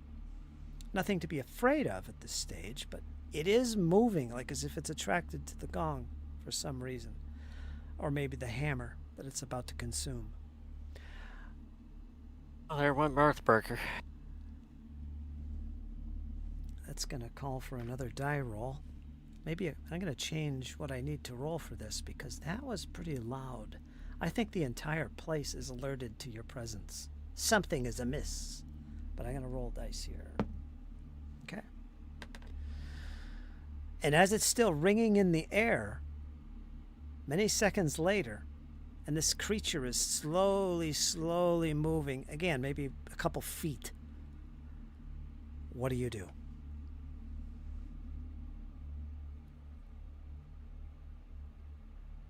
Sheppy's going to ready a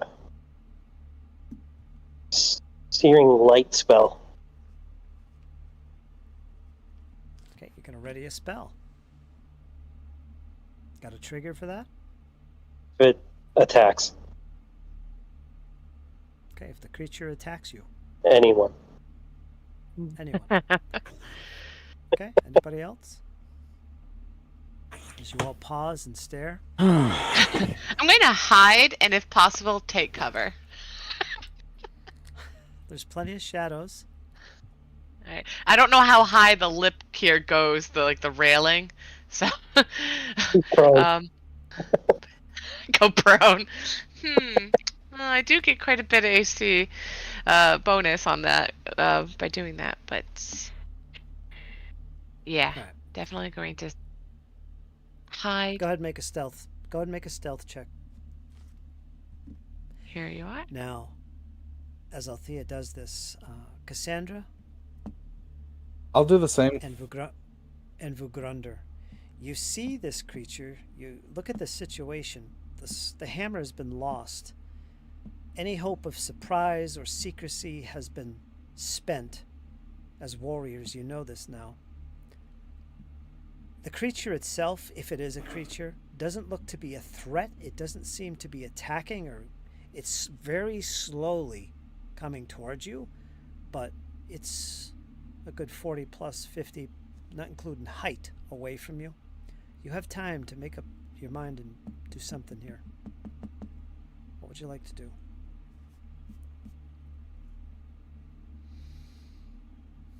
Well, it's non-threatening at the moment.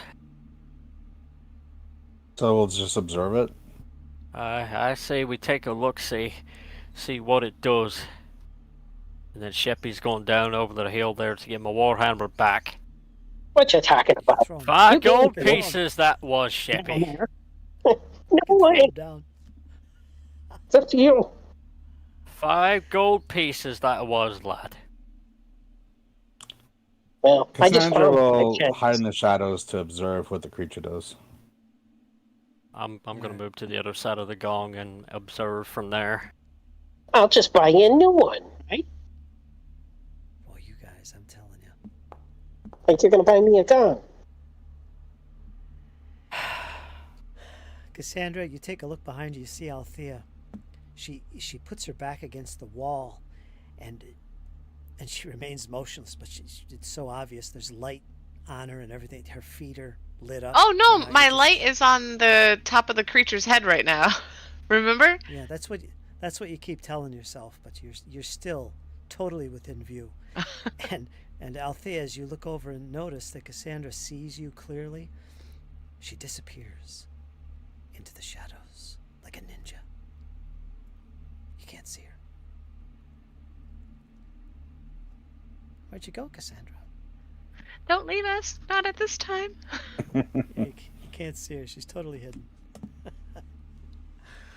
All right. Anyway, Sheppy, Arthurian, Dwarf, Grunder, what are you doing? I'm just peering at it, observing its movements. Okay.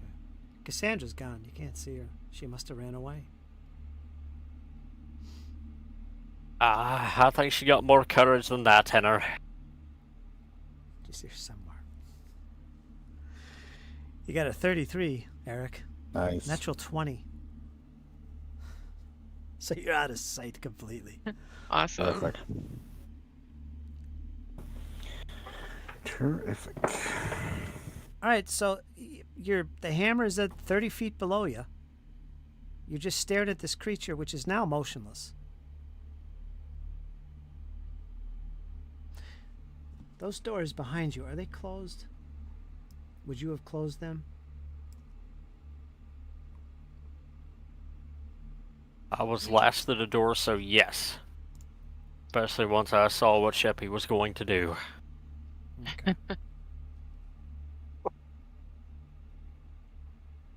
Yeah, so I'm just gonna keep looking at everybody while I'm taking cover. Just kind of like patiently waiting for their signal. Whatever that may be. You want to attempt to hide again? Looks like there's a better spot for a little bit to the left. Oh, you're way down there. I couldn't find your token. Yeah. You're way down there by the lights. Okay. All right, another 10 minutes goes by. The creature is no longer in motion. It's just sitting there, but it looks like it to you, Althea, you see it clearer. It looks like it's like breathing. And it looks like a mass of just rotting bodies. You see arms, you see rotted faces, and At this as well as point, garbage and refuse mixed in. that's so gross. Can I recall knowledge now that it's visible and in my line of sight? You can. Right. Let me, before you do that, let me make sure the right skill is being used here. What did I say? Religion? Yeah. That's probably it.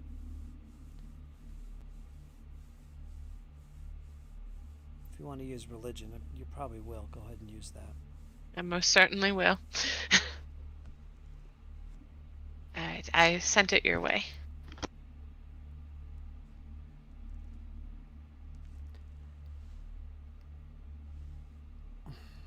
There it is.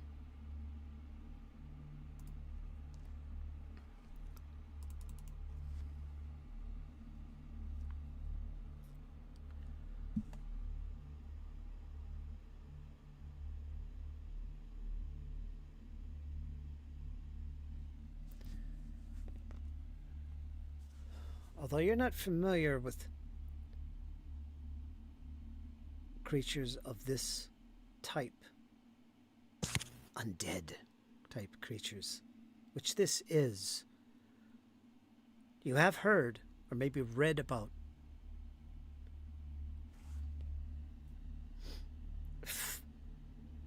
creatures that are known as flesh warped. It rings a bell to you. Although this creature doesn't completely fit the bill of what a flesh warped creature is, a flesh warped creature is something that is created from parts of different other creatures and monsters, creating this almost, well, like a Frankenstein kind of thing. This is more like, it looks like just a pile of bodies and refuse, but some of the bodies they look like they could be previously flesh warped creatures, and you see garbage and stuff and things like this. So you're not sure what it's called, but you get the impression that, among other things, this thing is immune to disease, paralysis, poison, unconsciousness, and death effects. Sorry I couldn't describe that better, but that's what you learned from that. This is some kind of living blob of dead creatures. Whether intentionally done, created that way, or unintentionally, you're not sure. That's where the flesh warped idea comes in. Flesh warped is an intentional creation of a monstrosity by mixing different parts of creatures. This reminds you of it. It's obviously not one of those, but it's like a living pile of bodies. So it would obviously be immune to certain things. If it did come alive and attack and battle broke out, you're pretty sure it's immune to a lot of things that undead would be immune to. Okay? And do I get the assumption that it is often a hostile creature?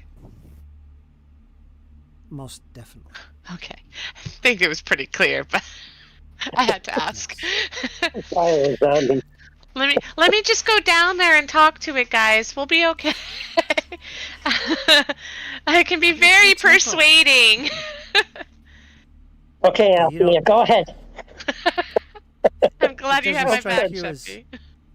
Sounds like a strike you plan. as something. Doesn't strike you as something that would be intelligent. Just like a big blob and massive bodies, dead bodies.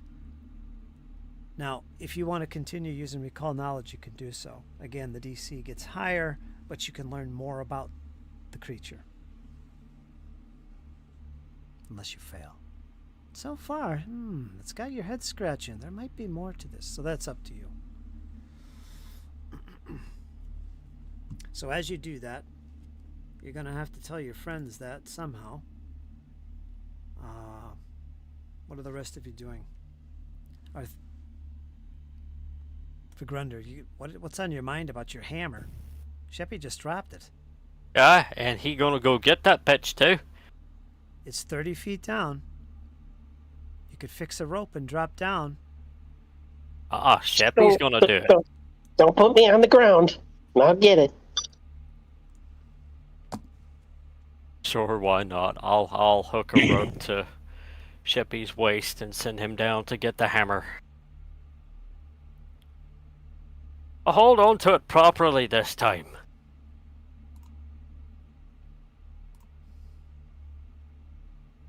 Amateurs.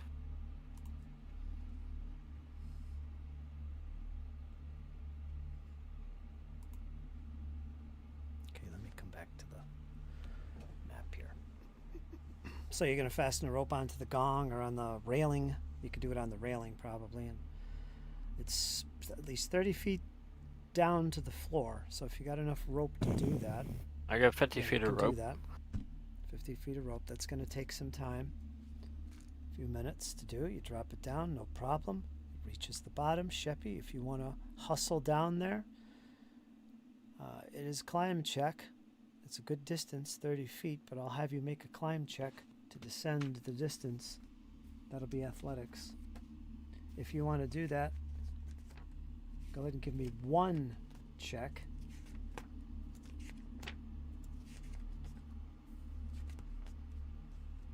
While they're doing that, can I just cast message to reveal the information I've found on the creature to Cassandra?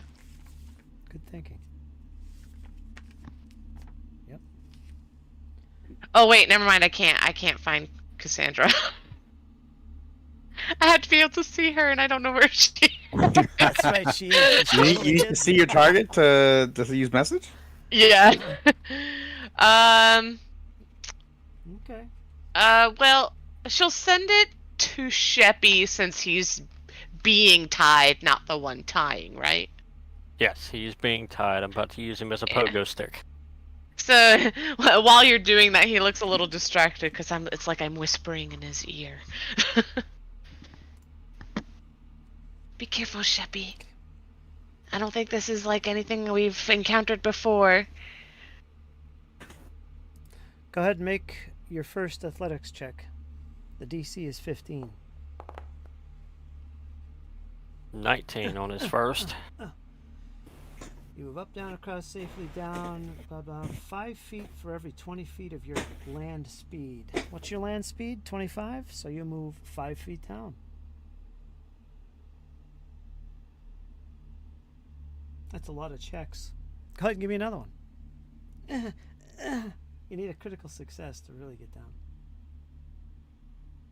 Let me double check this. I'll hear a point that one. Yeah. 15. 16. Okay. 16. Another 5 feet. You got a ways to go. That's a lot of checks. I'll tell you what. I'll let you make one more. I'm going to modify the DC. Give me one more.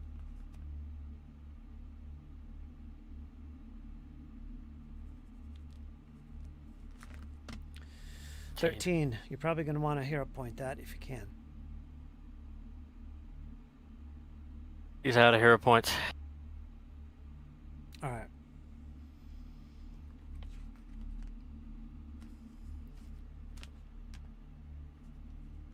He's taking his sweet time going down there. If you guys want to do anything while he does this, he's about halfway down. And I'll ask for one more check. So if anyone wants to do anything. Otherwise, Sheppy, make another roll. Can I speak, Cassandra? Yeah. Because she's like, this is extremely important information. I have to make sure everybody knows. I know Sheppy will likely tell Vugrunner, and so she's gonna try to look. So can I seek? No, I'll show up next to you if you start whispering my name. Yeah, Just take the Cassandra. roll. I want to see if she can beat it. You have to beat a 33. Go ahead and make it before she reveals herself. See if you can beat a 33. 28. Oh, not quite. 28. You just couldn't. So you pretty much scare her half to death when you crawl up to her. But once you are in line of sight, close enough that she sees you, she's still going to cast message to keep it quiet and not to break your stealth. And she'll message you the same way she did Sheppy and reveal that information about its immunities and what she think it might be, or like might be related to, like creature type. Okay. But this way we are all aware, or mostly all aware.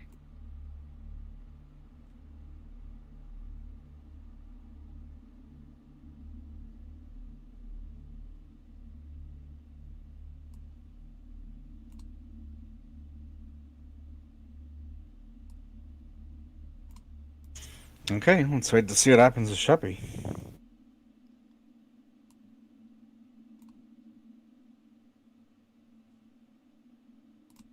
Sheppy does have that spell on ready if he gets attacked. Okay, Sheppy. You reach the bottom. It's taken a full 10 minutes of time for you to descend that freaking rope. Yeah, it's a long time. As that happens, and you reach the bottom, I'm as not. Cassandra I don't comes want out to of- touch the bottom.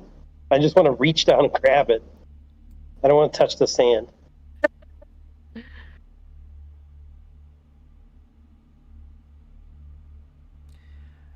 As you reach the bottom of the rope and dangle, and Cassandra comes out of stealth,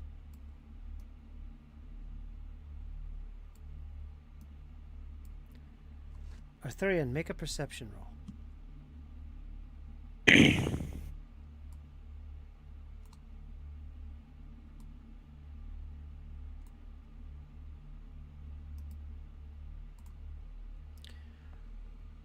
And Althea, you're pretty much focused on Cassandra and the blob, right?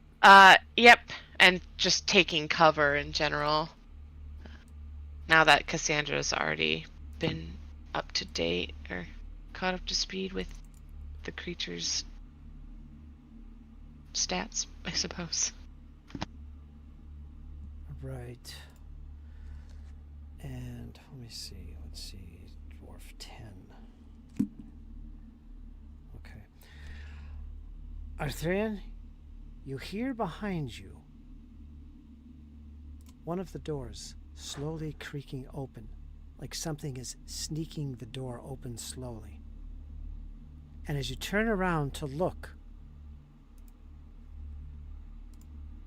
you see staring at you something you've seen before.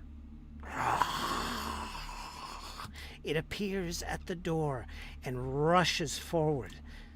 You hear more of them beyond the door. It's upon you. And that's going to put us in initiative for part 2 of tonight's session, which hopefully will go by a little bit quicker. Okay, do you see that? Yes. Yep. Okay, that's what you're faced with. You turned around just in time to see this creature, a grothel gut, or whatever it's called. Grothlet, I think. Come through the portal, trying to be sneaky, and it's right upon you by the time you turn around. So everybody put yourself in initiative.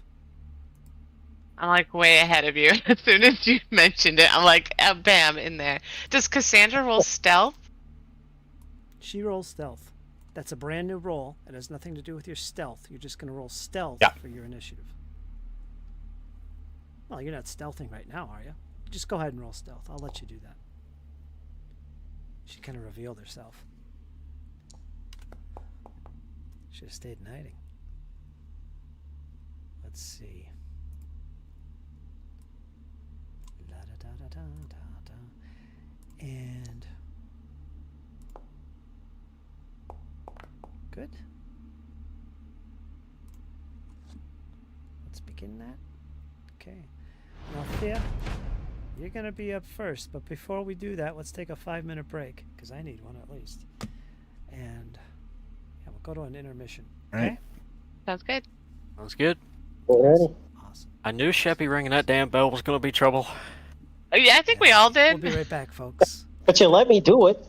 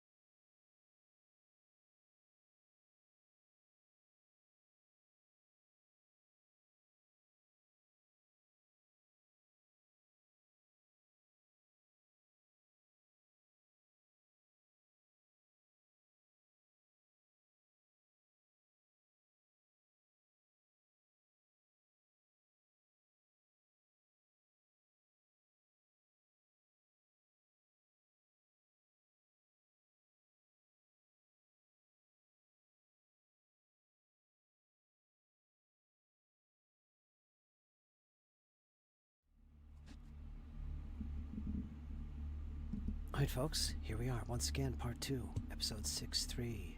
We're about to enter a combat. This is going to be fast. It's going to be brutal. Yeah. So, as Sheppy reached the bottom of the rope, carefully trying to reach down at this hammer, you're going to need a check to be able to grab this and pull it up with one hand, because you got to have another hand to hold on to the rope, unless you can think of something else. But while that's going on, and Cassandra comes out of the shadows, scaring Althea almost near death. Where were you? She just appeared. Her stealth roll was that good. Coming out of stealth mode, they began to converse and talk about this blobula creature that's down 30 feet plus below. This huge mound of undead flesh and body parts that seems to be alive as it begins to heave up and down as if breathing. Slowly, moving towards the direction of Sheppy.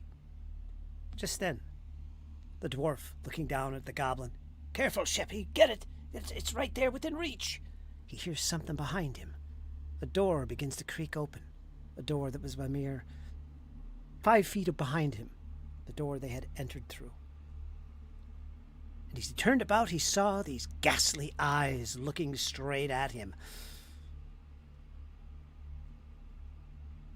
Show that one more time. It's such a good picture. If I saw that, man, I don't know. Yeah, that's good. Staring at him.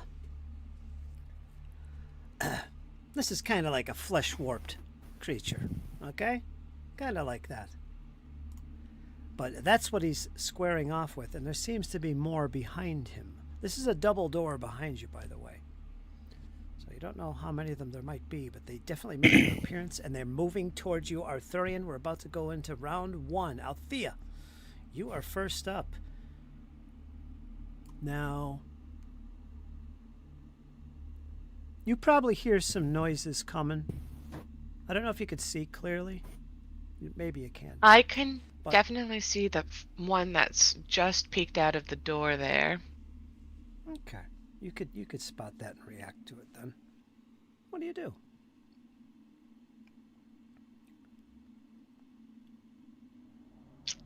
I'm going to cast Spiritual Weapon.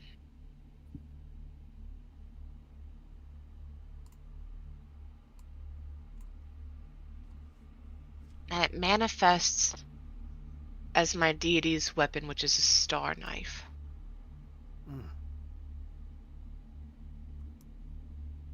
And I choose to have it appear next to that foe.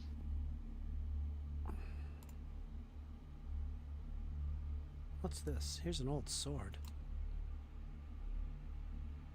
Will that work? Yeah, sure. It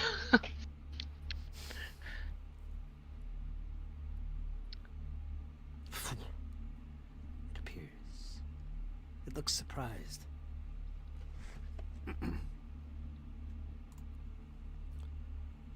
And I'm going to use it to attack.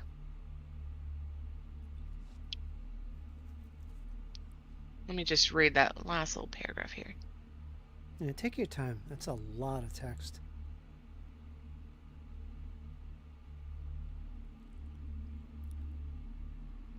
Sustained.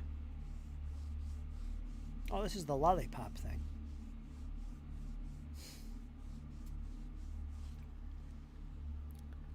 Critical role.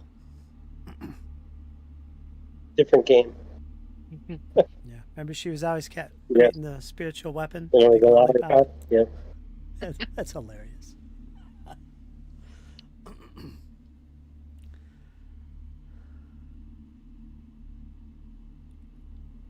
Alright, yeah, so I've manifested this weapon and I'm gonna attack. 26. Okay, I don't think I have the armor class. No, I don't. Let me grab that. And Resources. for now, I'll stick with the force damage instead of slashing or piercing, which is what a star knife can do. Okay, 26. That is going to be a hit. Normal damage. That's 6 Solid. damage. 6 force damage.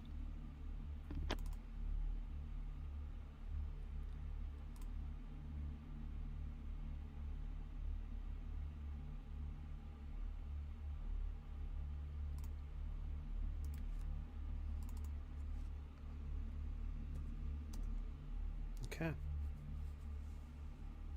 Took it by surprise, and you hit it with your spiritual weapon.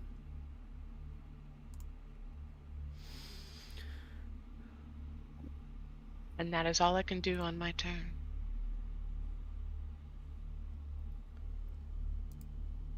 Okay.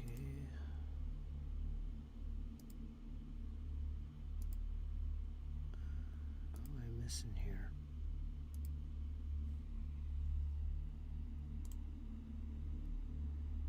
One. Compassionate. What is he showing?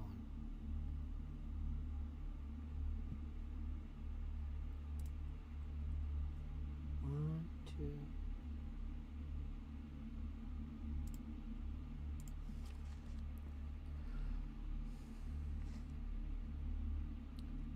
All right. Next up is this one.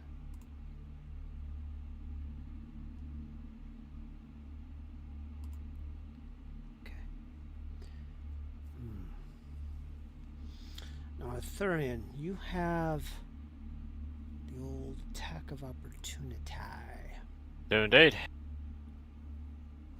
Go ahead and make an attack if you want, as this one steps in from behind, the one that was just struck by this magical weapon that appeared, the star knife, seems distracted. One behind him moves forward, and as it does so, it tries to move around you, the opposite side of Sheppy. As it does so, you can make an opportunity attack if you want. I'll hero point that. Okay, it's got an armor class of 19, I think. 26. Let me put that in there. Okay, it's normal damage. You hit. What are you using, by the way? My one-handed warhammer and shield. Did you have that hammer drawn? Yes. You sure? Yes. But you don't have a shield because you're holding a rope. Well, the rope's tied to the banister. Oh, okay.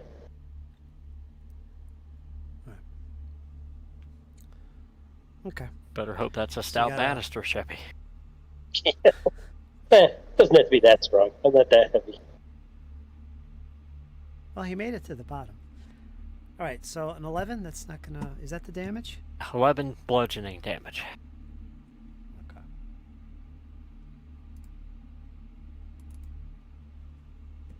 Ah! You slam into them.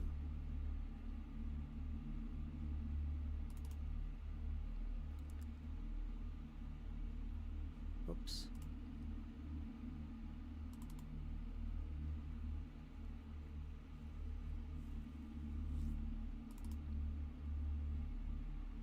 Alright, so it moved out, took an opportunity attack.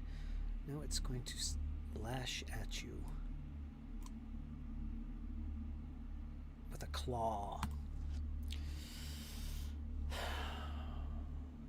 Rakes at your flesh after making contact with your hammer. Ugh. Hit, not crit. It's going to do some damage. It's going to rake you. 11 points of damage, slashing. It's going to try one more. Sheppy, you're next after this. No, not even close, Fritz. Misses. Okay, Sheppy, you're up. Okay. So, climbing rules. Sheppy has a class feat called Combat Climber. I'm going to have to open that. Basically makes me a little quicker at climbing, I think. Put that in chat. I think it reduces class the speed on the penalties while you're climbing. I think it just makes me quicker. Oh, okay. Well, put it in chat. Let's see what this is about. At least I. This is combat. Maybe it's another character. I don't know. You got Hefty Hollow, not Combat Climber. No, I could have swore I had it. Must be another character. Okay, so how many feet can I crawl in a round or climb? With a success, it's 5 feet Oh God! for you. Yeah, it takes a while. If you get a critical success, which is actually not hard, I mean, DCs for climbing a rope like this without preparation like knots or anything, just a plain rope, is about 15. So that's not hard to critical succeed on. Yeah, If you do that, Chapt you're talking about. if you do well, yeah, if you do that, 5 feet plus 5 feet per 20 feet, so you'd go up 10 feet with a critical success. Normally it's 5 feet. So yeah, it takes some time. All right, so I'm not going to do that. First thing I'm going to do is I'm going to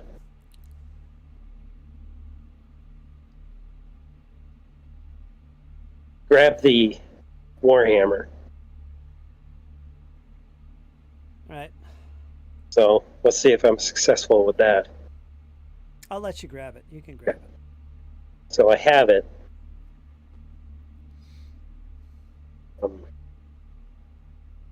Now what Chappie's going to do is cast that dive spell. And I'm going to put myself... So that blast can hurt friendlies too, right? I assume, when he lands? You put it Let in. me move you down out here because you're not actually on the ledge. Go ahead, what? When he put that dive spell in the chat for him. You have to see the spot or the target, the space that you want to go to. All right. And Well, you all right. you can't see it clearly. But I could see the steps and things to my behind me, right? Yeah. Yeah, you could go somewhere else. Yeah, I'm gonna have to get out of here with that spell. So I'm gonna move 60 feet to up. You see those steps to the top there? As far as you can get me.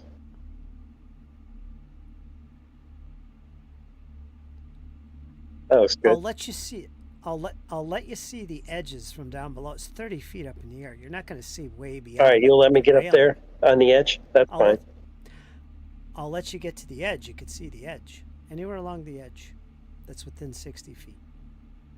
All right, put me right next to the torch on top.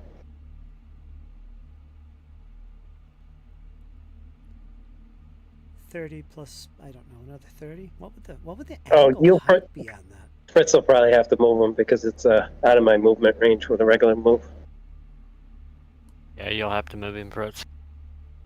Do you want to be up above on that ledge right there? Yeah, that's fine. All right, that's fine. All right. You disappear in a flame. And you come flying down. How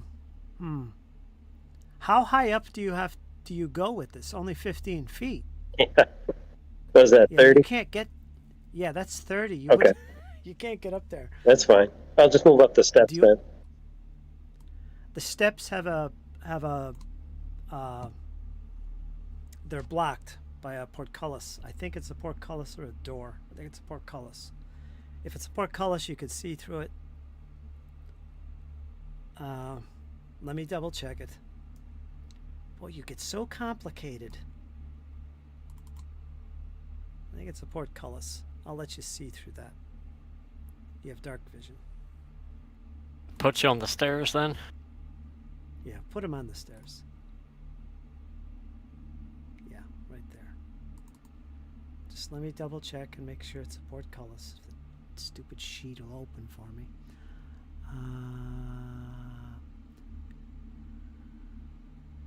Now we just have to know how high the portcullis is. Well, that's the bottom of the steps. That's ground level.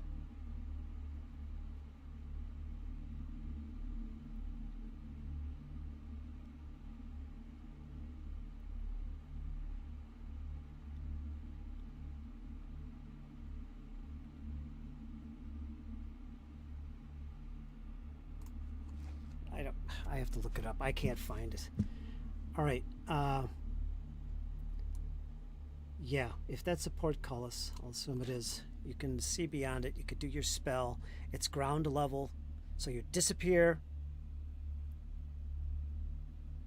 All right, wait a minute.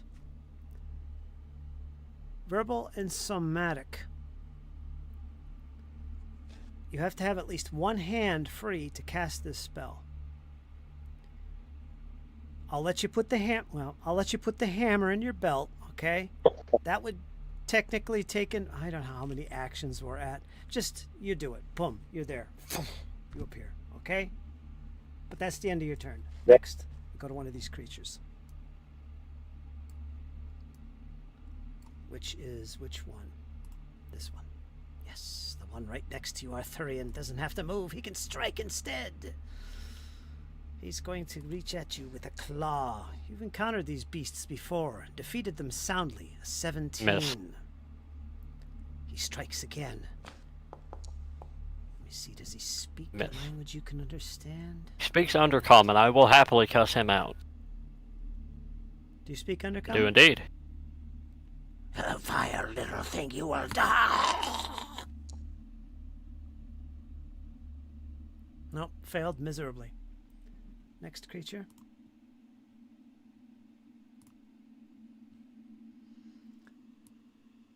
One rushes in behind him. 5, 10. Rachel, does that spiritual weapon there, does that have a...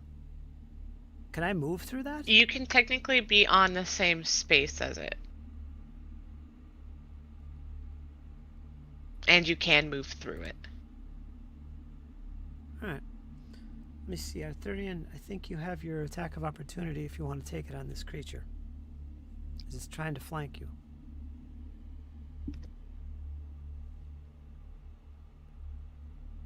$32. Ooh.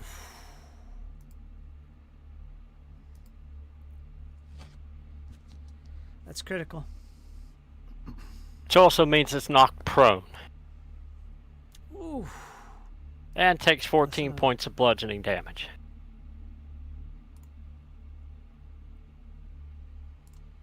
Alright. Describe how you knock him down.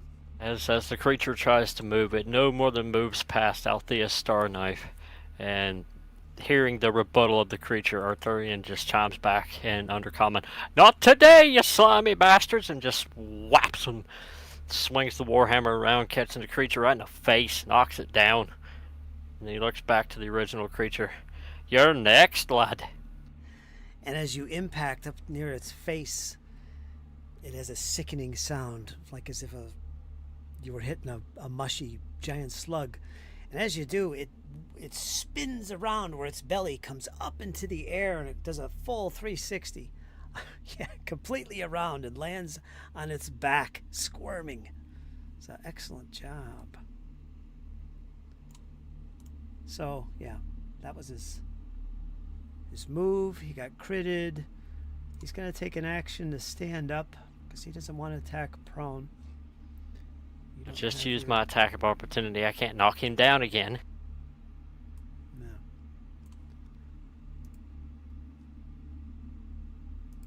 Alright, and then he's going to spend his final action attacking. Let's see. Yeah. Another claw comes reaching at you. 21. Hit, not crit.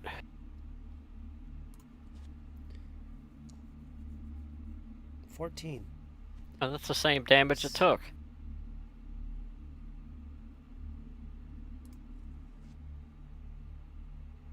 Oh yeah, that's right. You reminded me. I didn't take his damage away. Thanks, Kyle.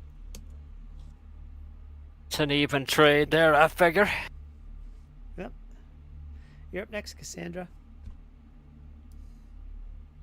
All right, time to get in there and help out. Yep. You can see the battle in its full. 15.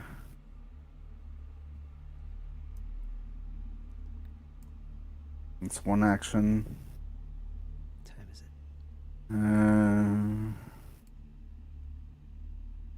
it? 2 actions to get the flank. And the last action will be Flurry of Blows.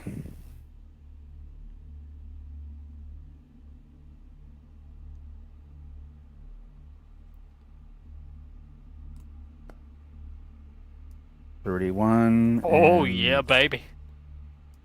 Need a 19. I need a It's 19. flanked. It's flanked. Okay, so then that first one's a crit, and the second one's a normal hit. Yeah, -2 AC. So 17 is its armor class because it's flanked. All right. That's the crit, and the other damage. So a total of 19 damage, and it needs to make a Fortitude save. Fortitude save. What's the DC? 21. 28. So it makes it. He didn't see you coming. That's stealth. You're turning into a ninja, I'm telling you, Cassandra. I'll change my name to Storm Shadow. Hey, I'm down. I like that. As long as you get your crits, who cares? Makes sense. Oh yeah, I'll call you whatever you want. It's pretty cool. Everyone loved Storm Shadow.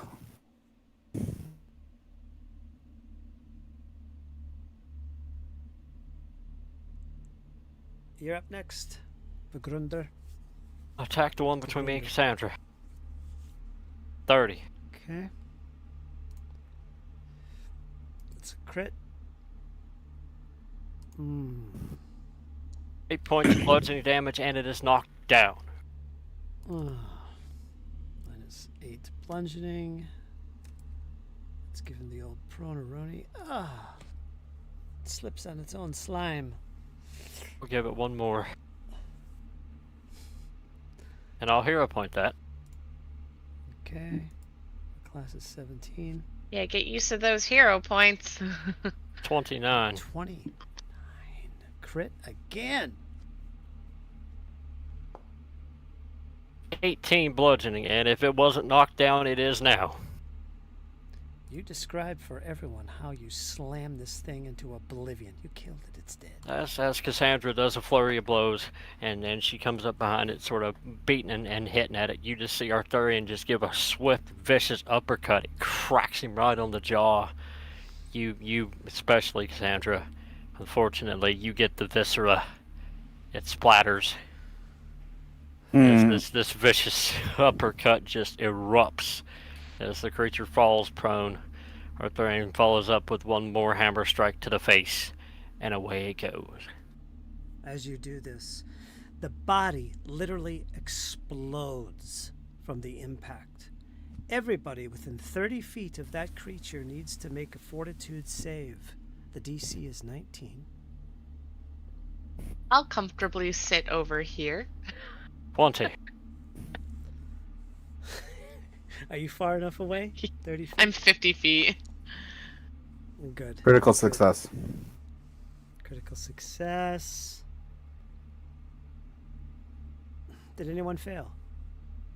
DC 19. Nope, 20.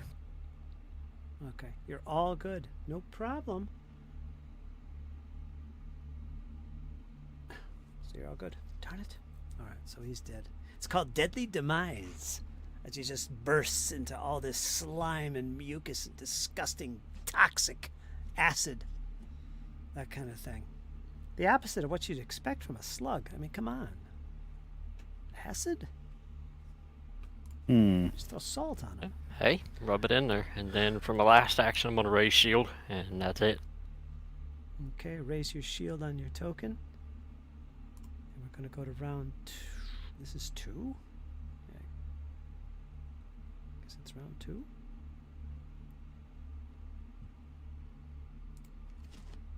Althea. You see your friends in desperate battle, cursing and screaming. You see this thing explode in slime. I'm going to do our very best to help out from afar. First thing I do is sustain my spiritual weapon, and I attack this one just to the north of them. I would like to hero point that. You would. I should point out you saw Sheppy just disappear in a ball of flame. He's nowhere to be seen. Oh, that's normal for Sheppy, right? Okay. I got a 23. No concern. None whatsoever.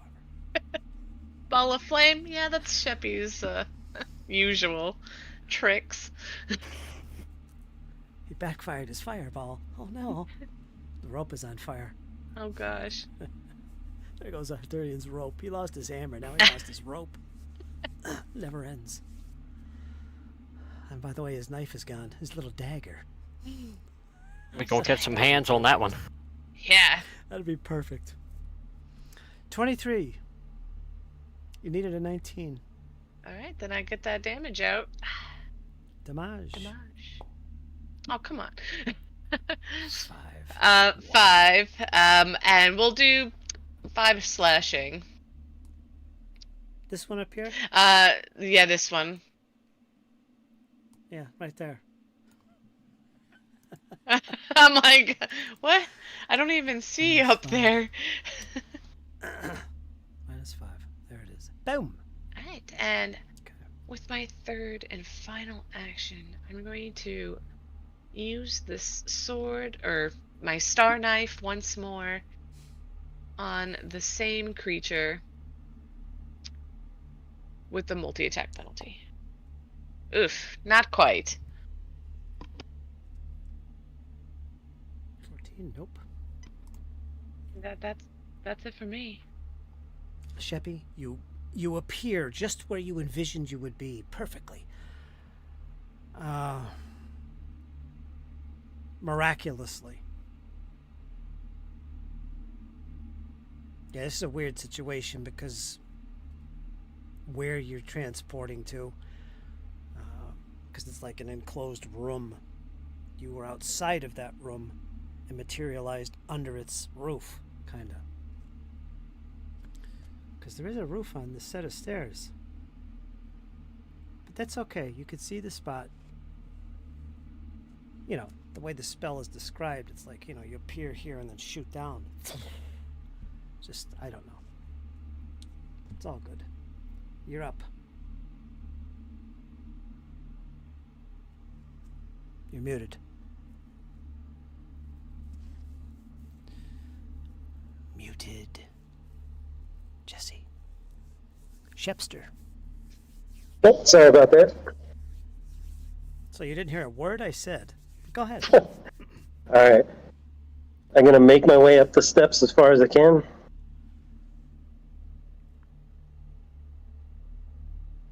For one action. And what can I see from there? Anything?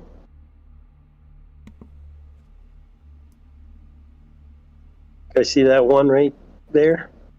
How far away is that? As soon as you reach the top of the steps, Oh boy. you have dark vision.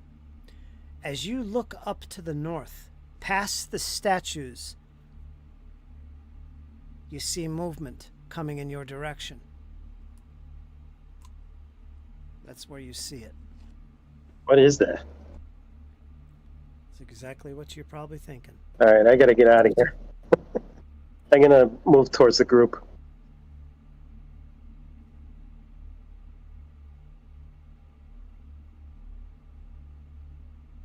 Okay.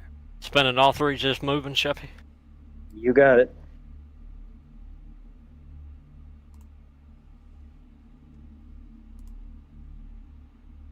There you go. Yeah, I'm done.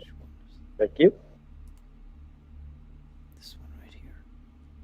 How come this one hasn't taken an action? Which one is he? Let me see. Am I missing one of these little creatures? No, there he is. He's the last. This one. The one right in front of you, Arthurian, to your right, near the door. He's next. And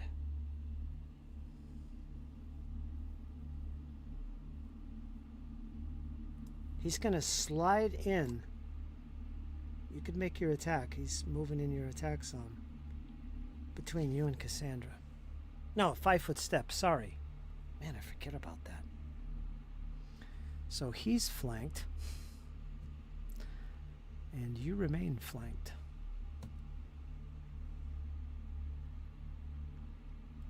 Yes. And then he's going to attack Cassandra. With a claw. 27, Cassandra. Sorry, I was muted. It's a hit. Normal damage Oof. is going to be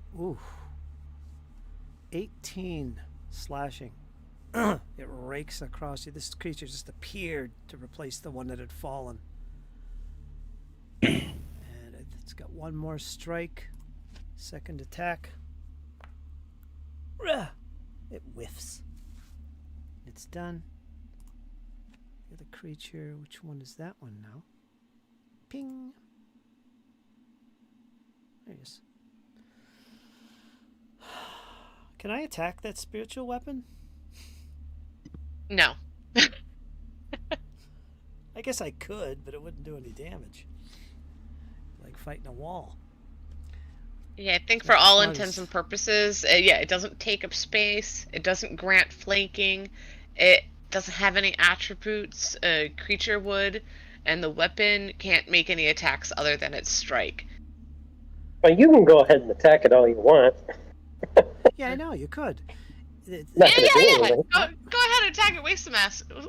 Waste some actions. Well, it's not me that's doing it, it's the creature, and I don't think they're very intelligent. If this thing saw an animated weapon, I don't know if he'd attack it, but a creature or something would be an obvious foe to attack. But this is a animated star knife? Yeah. Yeah, that's not gonna cut it. He doesn't know what to think of that. He's laying into the dwarf. 20. Miss. Oh, really? Okay. Brace shield. Yes, you did. Sneaky dwarf, you. 24. Meets the AC.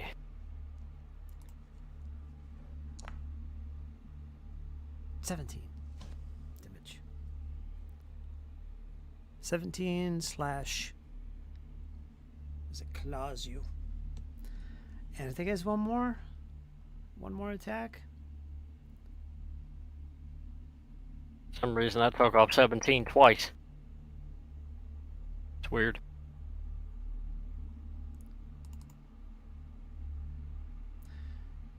Yeah, he should have one No. more foot.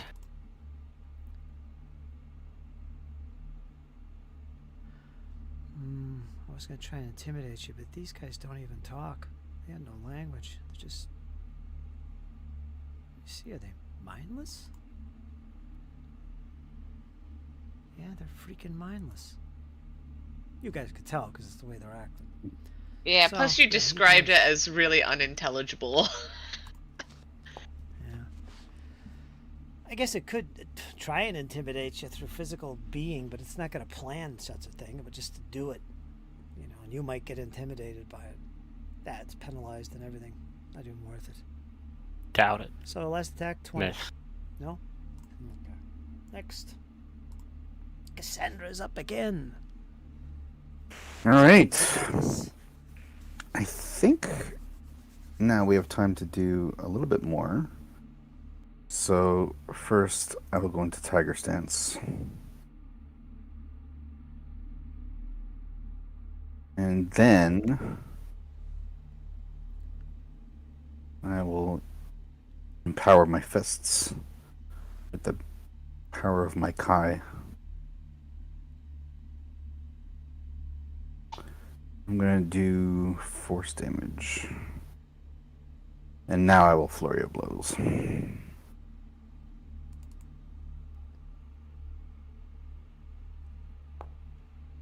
It's a 27. So is that a crit? That's a crit. That's a crit. It's a 17. So yeah. And 22 is a hit. So total damage is going to be 20 and so 29 total damage to the flanking one.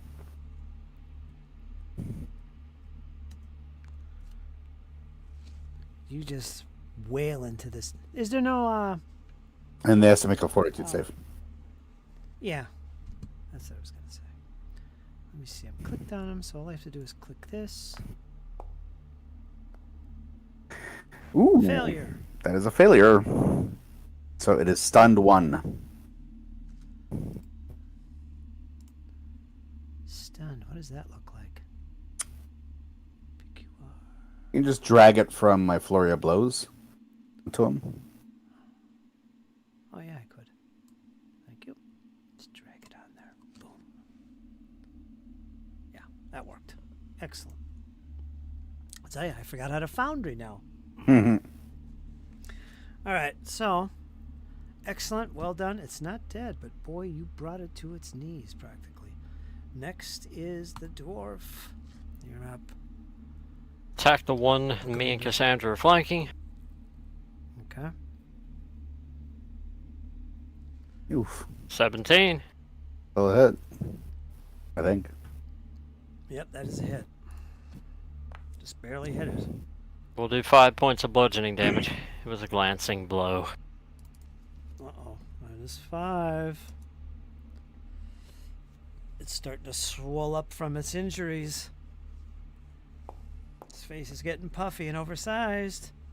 Second attack misses. And then I'm gonna raise shield, keep my shield up, and that's it for me. All right, we're going to go the last one. Pushes through the door.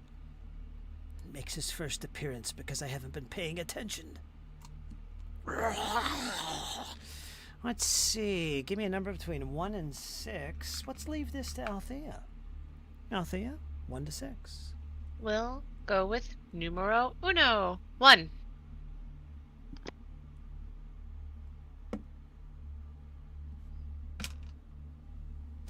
Dwarf, it's looking upon you.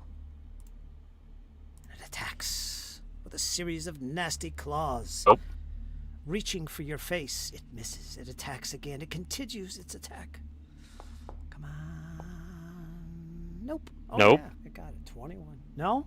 22. That's it. Okay, we're going to round 3. You know what that means? Althea time. The spiritual weapon. Yeah, she is going to just attack the creature that is right next to it. Let's get that attack roll in there. Well, first she sustains the spell. Secondly, she'll attack. Distance fighter. Oof, a 14. Nope. And she'll give it another go.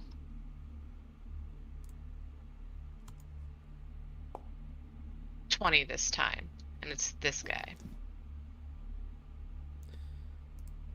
Yep, that's a hit. It's a 19 armor class.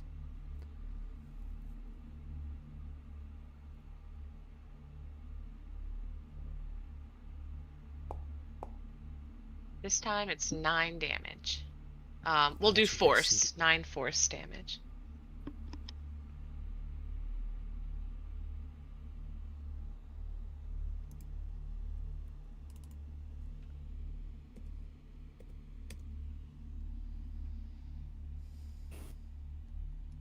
Okay. That's it. So we'll go to Sheppy. All right, I'm gonna make one action to move a little closer. Fireball! Kill everybody. He would love to.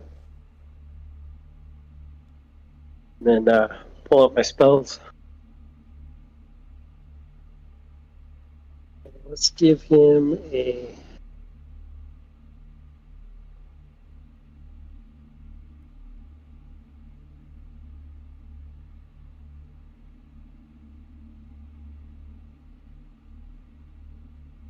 All right, I'm going to use my. No, I can't do that. All right, what I'll do is I'll just give him a Worm's Repast. Level 2 spell. Sounds wormy. Creature has to make What's it. closest? Go ahead. This closest one is the target. Yeah.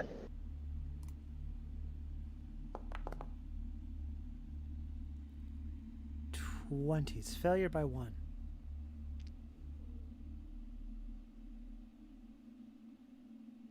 What is it, a basic save? Yeah.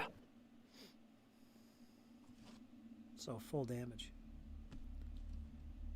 Little fireworms burrow into its skin and burn him. Oh, disgusting.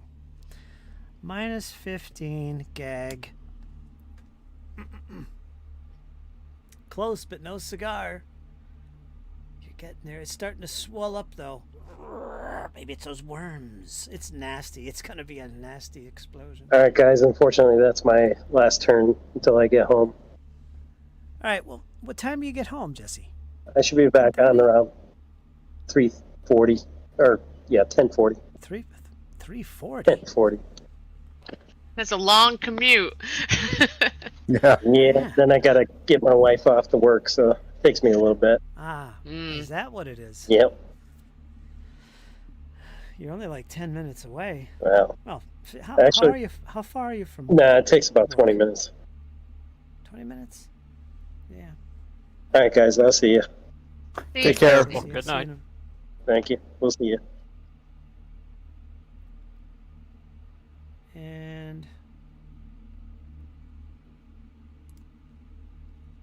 this guy, which one is he? That one. Okay, the one that's stuck in the middle there. I think he's, yeah. Who did I attack last time? The dwarf or Cassandra? This guy in the middle between Cassandra. the dwarf and Cassandra. Cassandra? Mhm. Yeah, you're right. He's going to continue that. He's got a plus 11 on this attack. 23. Just hits. Oh, it does. We're going to roll some normal damage and see if the claws rake Oof. into you. It's twice your roll max. Cassandra. 18 slash. Boy, and he's near death, and he's still fighting with vigor. I should try tumbling through. He's going to attack again. Plus 7.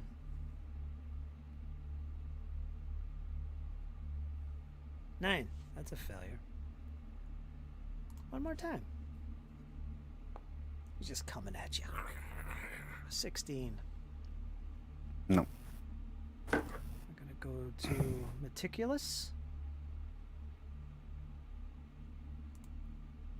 It's the one up here. Fighting a sword.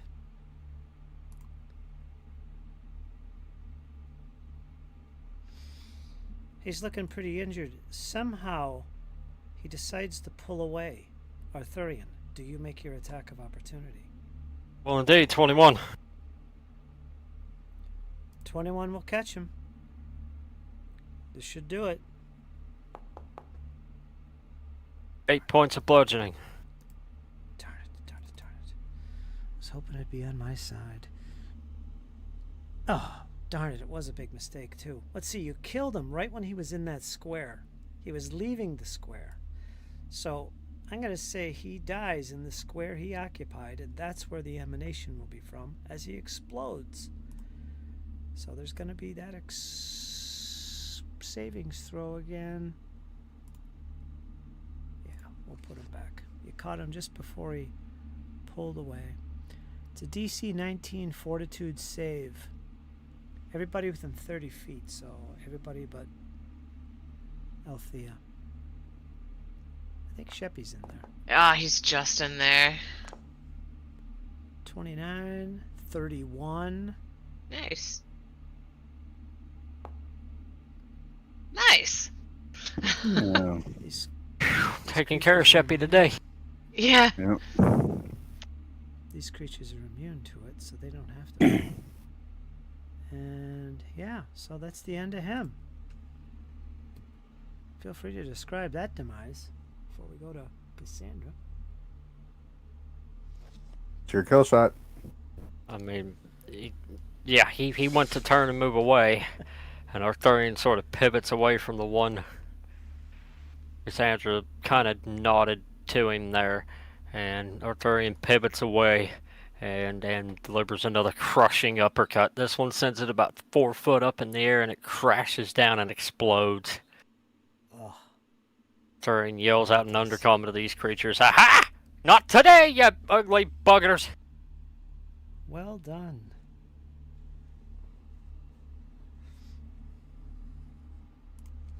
Oops. Sorry, Cassandra. Cassandra, you're up next. All right. Hmm. 2 left. Yep.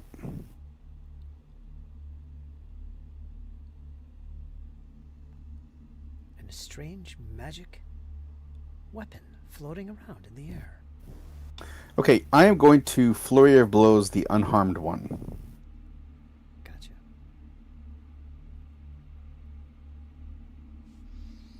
$19. Hit. Hit. I will reroll that with a hero point.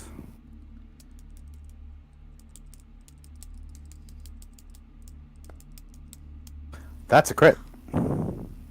Yeah, it is. Right, so. And Gauntlets. They're so fun. so 28 total damage to the one that was unharmed. Okay.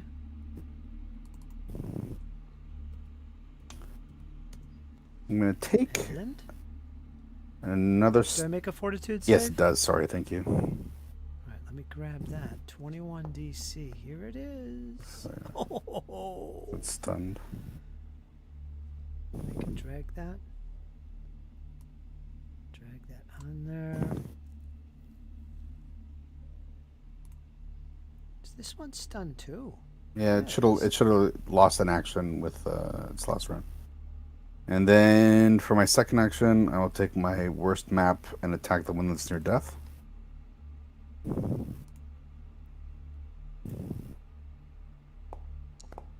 Ack. The other one that's near death? Yeah, you know what? I'm gonna reroll that with a hero point. Reroll it. Yeah. Reroll that. It's close enough to the end of the Hey, night. use them while we got them, Keep- baby. Yeah. Keep your hero point. Keep your hero point though. Oh, how come? Reroll it. Because I made a mistake with this guy. Okay. Oh, you gave him his full complement of actions. Mm. Alright. But I still need to reroll with a hero point, but I'm gonna use them. I'm just killing time here now. Here it comes. Ack! Same Oh, number. man, Same that's thing. Okay, with my last action, I will step 10 feet away. And a turn. It's gonna come to you, dwarf. He's no longer flanked. Sorry, but I'm badly hurt there, Sheppy, so I don't want to run a risk. 23 on the one that was Cassandra. It's a hit. And you're hitting them with like 4s, so I think you're okay. 6 points of bludgeoning. You have shove with that hammer, don't you? You're Yes, giving yes, us I did. ideas. Shove them into the pit. Yeah, I'm surprised nobody's done that. All right, 6 points. Almost, but no cigar. Now, remind me what the rules of shove are. Hover your mouse over it. It'll tell you everything.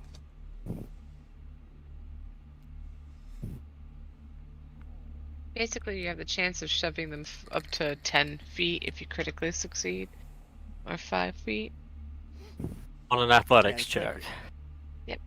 If you took a well, I might let you do it from there, but normally I'd probably say take a 5-foot step to get across from 'em and then shove them back. But you could shove them from there if you wanted to. Alright, second action, I'll make the athletics.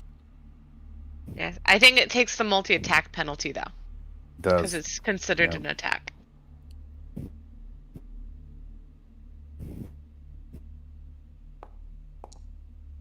Two. 2, yeah, no. All right. That it? No, I'm gonna raise shield. Okay. Let me go to that last one, which is this one over here that's now stunned. It's got 2 actions. Right? Is that it? Just takes away an action? That's right.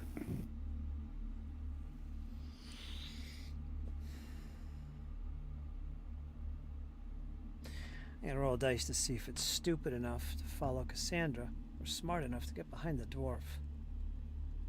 Or maybe that's stupid too, because of the attack of opportunity. I don't know. We're gonna see what it does. Odds it goes toward the dwarf with stupidity. Odds. It's gonna make the move. You have attack of opportunity. You could strike it as it leaves its hex or square. 18. 18 is a no. Slides between that animated object and gets behind you. You're now flanked again, and it's going to attack. I got my shield raised, so 22, nothing? 22 is the AC. Oh, really? Figured your armor class would be higher. Oh, you're flat-footed. All right.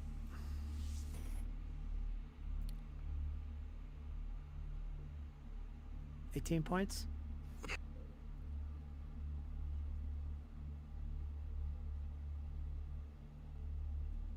Got it?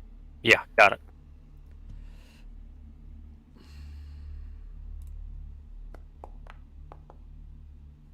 $13 is a miss. Next and possibly final round. Here we go. Althea, you're up once again. Floating. Oh yeah, gonna continue to sustain that sword. We haven't quite reached a minute yet, so it's still gonna stick around. And let's see what it does. That dice didn't even roll on my screen. It just like appeared. But I got a 26. 26 for what? What am I? For this guy up here, attacking with the star knife. Okay, it's a 19, so you hit. And it's 8 force damage.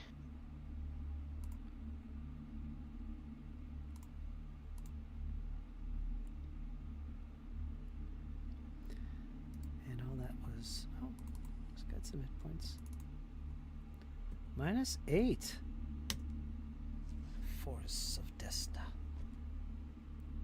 Right, and then she's definitely gonna try it again with her final action. She's not used to wielding any type of sword. to see one on the battlefield, she's like, I'm controlling it. I have the power. Yeah. I wish you could levitate. Do you have the levitate spell? I mean, you could like move to the other side and float around. Nobody could get you. I don't think yet. Maybe in like a couple levels. It's a pretty high level Cool. spell. Just floating around.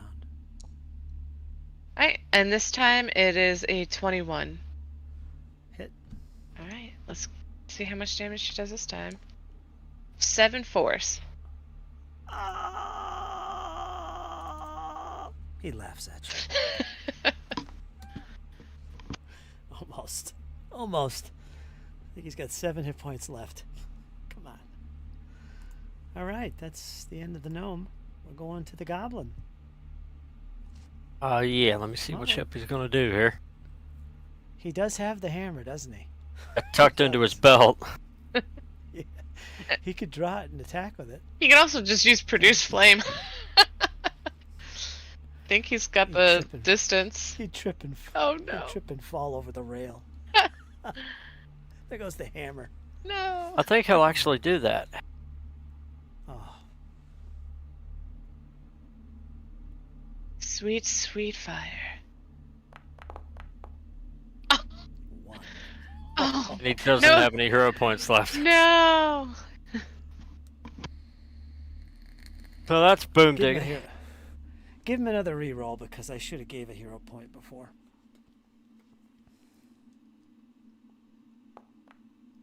Burning your hero points. 30. 30. Wow, okay. That's an armor class thing? Yeah, because it takes an attack roll. That's a critical.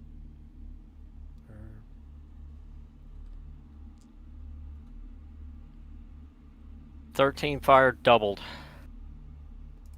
13 doubled. regardless, it is no more. Describe how it goes up in flame or however this is happening. Yeah, Sheppy just sort of takes a step back. You see a very, very large ball of fire erupt from his hand, almost like a tracking beam as it wraps around this creature and literally roasts it from the inside out. Before it explodes in a 30-foot animation with acid everywhere. Savings throws except Althea. It's disgusting. Need a 19. Yep. Come on, dwarf. You're the hardiest. Yep, no problems. There's one left. He's done, right? Or can he move? No, that's it for him. Alright, this creature's next. Where is he? He's almost dead. He's just gonna go at it on the dwarf. With an 11 plus 11. Nope. He gets a 15. Oh, it's not gonna be good.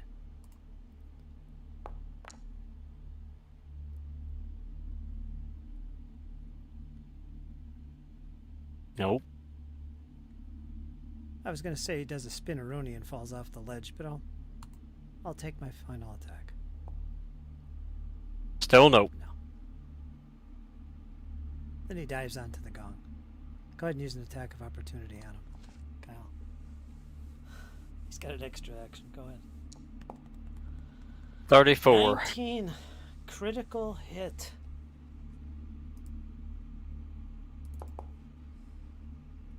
$12, and it's knocked prone. Okay, I guess it didn't reach the gong.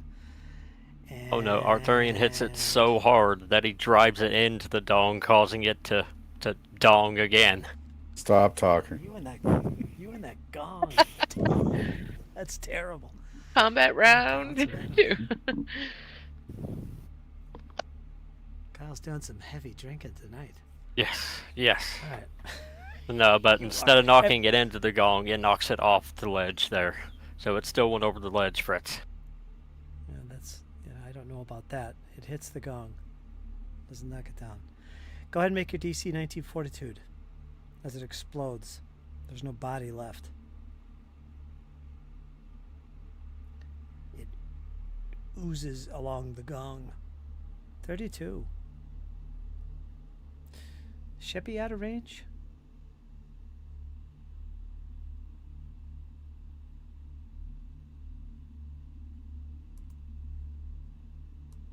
No, he's just in range.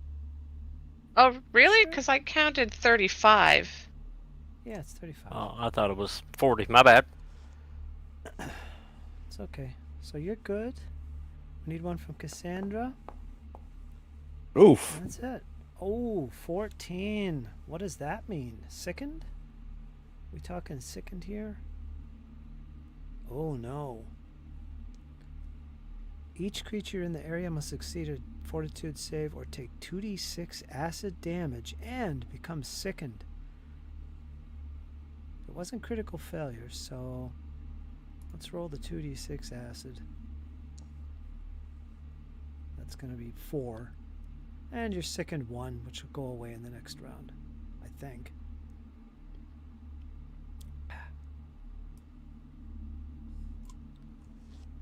gave you the sickened. Yeah. All right, so... But you've defeated them. And once again, silence comes upon. Take a status penalty equal to your sickened value. Blah, blah, blah, on all checks. You can spend an action retching in an attempt to recover, which lets you attempt a fortitude saves against the DC. The effect, which is what, 19, 21, I mean. On success, reduce this. Okay, so you have to make a save to get rid of it. So it's not really a big deal unless a combat happens again. So we could just assume that ends Okay. at an appropriate time. All right, so that's the end of the combat. So there you go. Fantastic. Some XP. Very good. Let me get rid of them. They obviously don't have anything on them. Their bodies are totally destroyed. Sheppy has the hammer. Yeah. What happens to your little floating weapon, Althea? It just goes poof and away if I don't sustain it. So now that I don't see any threat, she doesn't sustain it. And actually kind of returns to the others. Levitating. Not yet. That'd be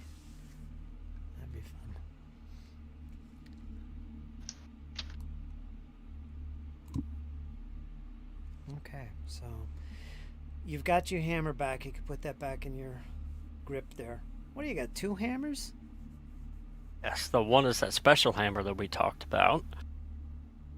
I can batter through doors. Yeah. And then the one-handed job that I've been using, which is +1.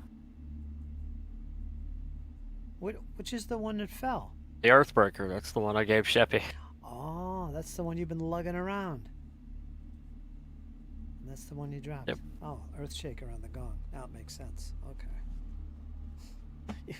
If I knew that, there might have been a chance of destroying the frickin' thing. All right. So you got that back.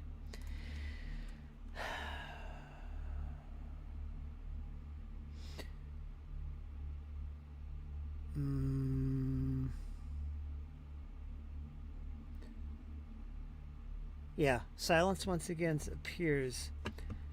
I will mention one thing. And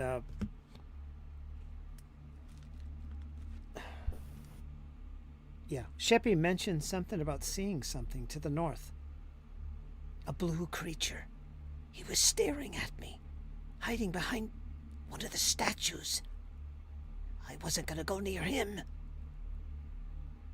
And I quickly ran to my friends.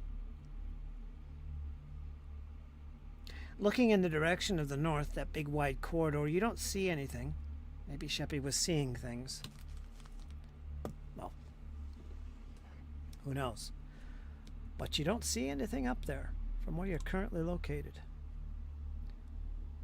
Why is Sheppy's token not moving? Because I'm on measuring. So, yeah, otherwise the battle ended. I'll give you XP for that. What time is it? 10:12. Perfect. And, yeah, I think we'll end it there. That was pretty good. We got a combat in. Yeah. No. See, you guys were making a lot of noise. See? I knew Sheppy ringing that gong was going to be a bad idea. Most definitely. But it was a lot of fun, though. Yeah, for sure. Question: that blob creature in the center, did it move at all? Oh, yes, it's climbing its way up where you were standing, actually. It's about 5 feet from where you're standing now. It's been climbing its way up. No, I'm only kidding. Oh, lovely. I walk a little faster to a full-blown sprint. Actually, it looks like it hasn't moved. You haven't paid too much attention to it with the distraction of the battle, but it hasn't made much progress towards you if it is moving. Oh, lovely. I was about to say, I only got 16 HP. Let's give it a go. Yeah. Doesn't seem like it's interested in you. If it is something like an entity type, it seems disturbed by your presence in the gong, but it doesn't seem to be like trying to get at you and attack you and kill you, and at least not moving with great speed or vigor anyway. Just, it is what it is, a giant blob. Of course, you are well above it. Didn't come after Sheppy. Now that I think about it. Yeah. He didn't actually walk across the arena, did he? No, he flew. Yeah, he did. Teleported. Yeah. So there is that. So my question to you is now. We'll save the recovery and wound checks for the next session. So make a note to do that when we get back together again. But give me an idea what your plan is now. You've pretty much alerted the entire complex to your presence. They know exactly where you are, the gong. Sheppy's seeing something, or he didn't, to the north, the direction you're heading. I take it you want to get to that room, that chamber with the vortex, or the vortices, ghostly apparitions, whatever they are, that room that you've all been in before but ran from. And there's a blob in this arena that's, hanging out chilling. Definitely think some healing would be nice right about now. Yeah. Absolutely. And then maybe You wanna checking do out that now? the blue guy. Oh no, like we don't have to do that now, Fritz. I was just saying my plans for the next session, Okay. because it looks like we got more enemies coming to us. So Yeah, Kinda that could smart, very well though. be the case. yeah, but that's kind of smart though. Lure them into an open spot where we have tactical advantage. Yeah. Yeah, but as I- far as we know, it's not a limited number of creatures. It could just be like an unlimited number, and they could just keep going and keep spawning, and Well, we'd one way to really be find in out. trouble. The difference between these creatures and the ones you fought first or before, these exploded. Yeah, I noticed that. I thought it was just because of my crushing assault. No, it's just because I forgot. The first time you fought them, I totally forgot they exploded, so. It's probably a good Surprise! thing. Yeah.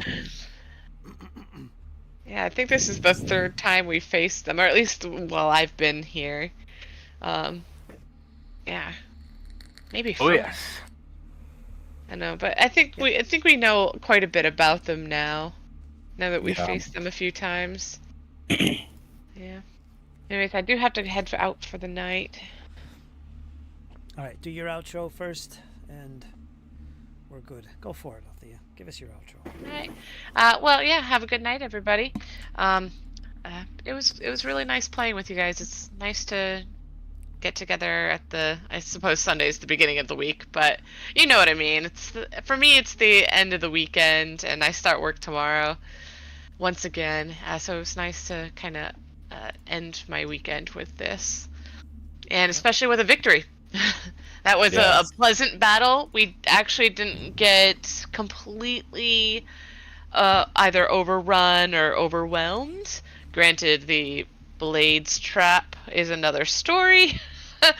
But it just sounds like we'll have to tackle that another time when we have like a different strategy, and I'm sure there's a way around it. We just have to be creative and smart. There is doors. There is doors to the north and south of that chamber, if I remember. Yeah, I think you did describe something. So, and it's possible. It's because you traveled through there. If you remember, you traveled through that north and that south areas, but I don't think you ever came to anything that led to this chamber. Mm-mm. So there might be something you're missing along those north and south corridors. Perhaps How do you get in there? another secret door. Maybe. Looking at your maps, you could probably deduce this. We'll look at it closer next time. Hopefully there's But another thanks, lever. Rachel. Yeah. Thanks. Yeah. Thanks for hosting, and yeah, as I mentioned, it was great playing with everybody. Yeah, it's great having you in here. You're our top player, Rachel. Everybody, Rachel. Oh, thank you, She's thank you. Although she guessed wrong with the Twizzler. I thing, did. Skittles. I just wanted you to be eating the same snacks as me. That's all. I know. Next time I'll get Skittles and you'll be having a bag. I'm of gonna have Twizzlers. I'm gonna have Twizzlers. No, I'm gonna have Red Vines. Completely different. Off So we're the going wall. full red vines next time. Okay. I did almost pick them up instead of the Skittles because I was grabbing some things on my way to the movies. Well, next time we'll go out of the way to everybody get the same thing. Then we can all sit here and make believe that we're in the same room eating the same canister. Get out of there, Kyle. You had enough. Oh, it's mine, damn it. You've reached your Red Vine limit, okay? Oh, just one more, Mom. Anyway, thanks for that, Rachel. We're going to move on. And Kyle, do your outro real quick. What's up, my friends? It's good to be back on Arthur, and good to be back on some good hammering there. Had quite a few knockdowns that session. That's one thing I like about weapon specialization hammers. You get that crit. Oh, baby, no matter how big they is, knockdown. A lot of fun there. I mean, they kind of frog jumped on me and kind of dog piled up there, but I had a lot of fun with it. It was sort of like Althea said, it was manageable. You know, yes, these creatures are absolutely no flippin' joke. They whittled me down pretty good, but I had a lot of fun with it. It was easy to manage. You know, we were pretty much contained within that spot. There wasn't nobody running around all over the place getting crazy. Yeah, we pretty well had them contained. Good backup from Cassandra. And Chapt throwing in some good spells as well, and of course Althea out there slinging that magical star knife like the crazy mad lady that she is. So I had a lot of fun with it, and yeah, we'll see what happens the next session. See who comes answering the call of the dong. What? What did you say?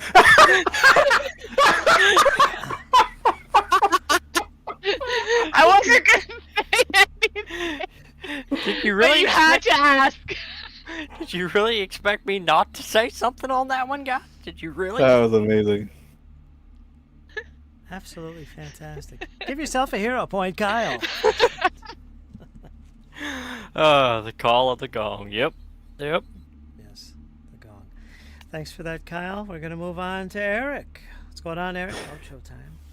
So thanks for hosting. Thanks everyone for playing along. I felt we did even better in terms of the teamwork today. I thought that was interesting. We're learning. It'll be even better when we can get our fifth party member back, playing the rogue alongside us. But in the meantime, I felt this was pretty good. I know we're at a bit of a roadblock in terms of this level of the Abomination Vaults, and I know we're obsessed with that trap. Maybe there's another way around it. Maybe there's something we're missing. So all you listeners, if you have any spoilers for Abomination Vaults, please join the Discord and share them. Yeah, because that trap sucked. Let me tell you, it took me off We're to the all knees. going to Okay. We're all gonna get spider climb or whatever the equivalence Yeah, is in exactly. Pathfinder, and we're all gonna walk the ceiling into the adjacent room, trying to find the switch to turn this off or I to. think it's Spider Climb. Yeah. It's called Spider Climb. Well, now I'm gonna look that up. Let me But tell anyway, you, my thanks, knees. thanks everyone for coming out and making the game good. Appreciate it. Thanks, Eric. All good. And folks, Jesse, of course, he'll be in later in the after chat, but we're going to call it right here. That was our session. We're going to be back with episode 64, 6-4, and see what the companions do next. And what about this blue guy? What about the blob down below? A 30-foot drop is not healthy. We'll see. Chapt You guys has hang in there. fireball. And fireball. We need to see more fireball. Or Agatha had it. Didn't Agatha have it? I don't know. I think Agatha I had don't it. Is she? think so. Someone else had it. I think she did. I think she has fireball. Oh. Yeah, that was 2 people at one point that we had with fireballs. Wow. Oh, well, that's a different story now. Different campaign. But anyway, folks, you guys hang in there because it's only going to get better. See you again soon.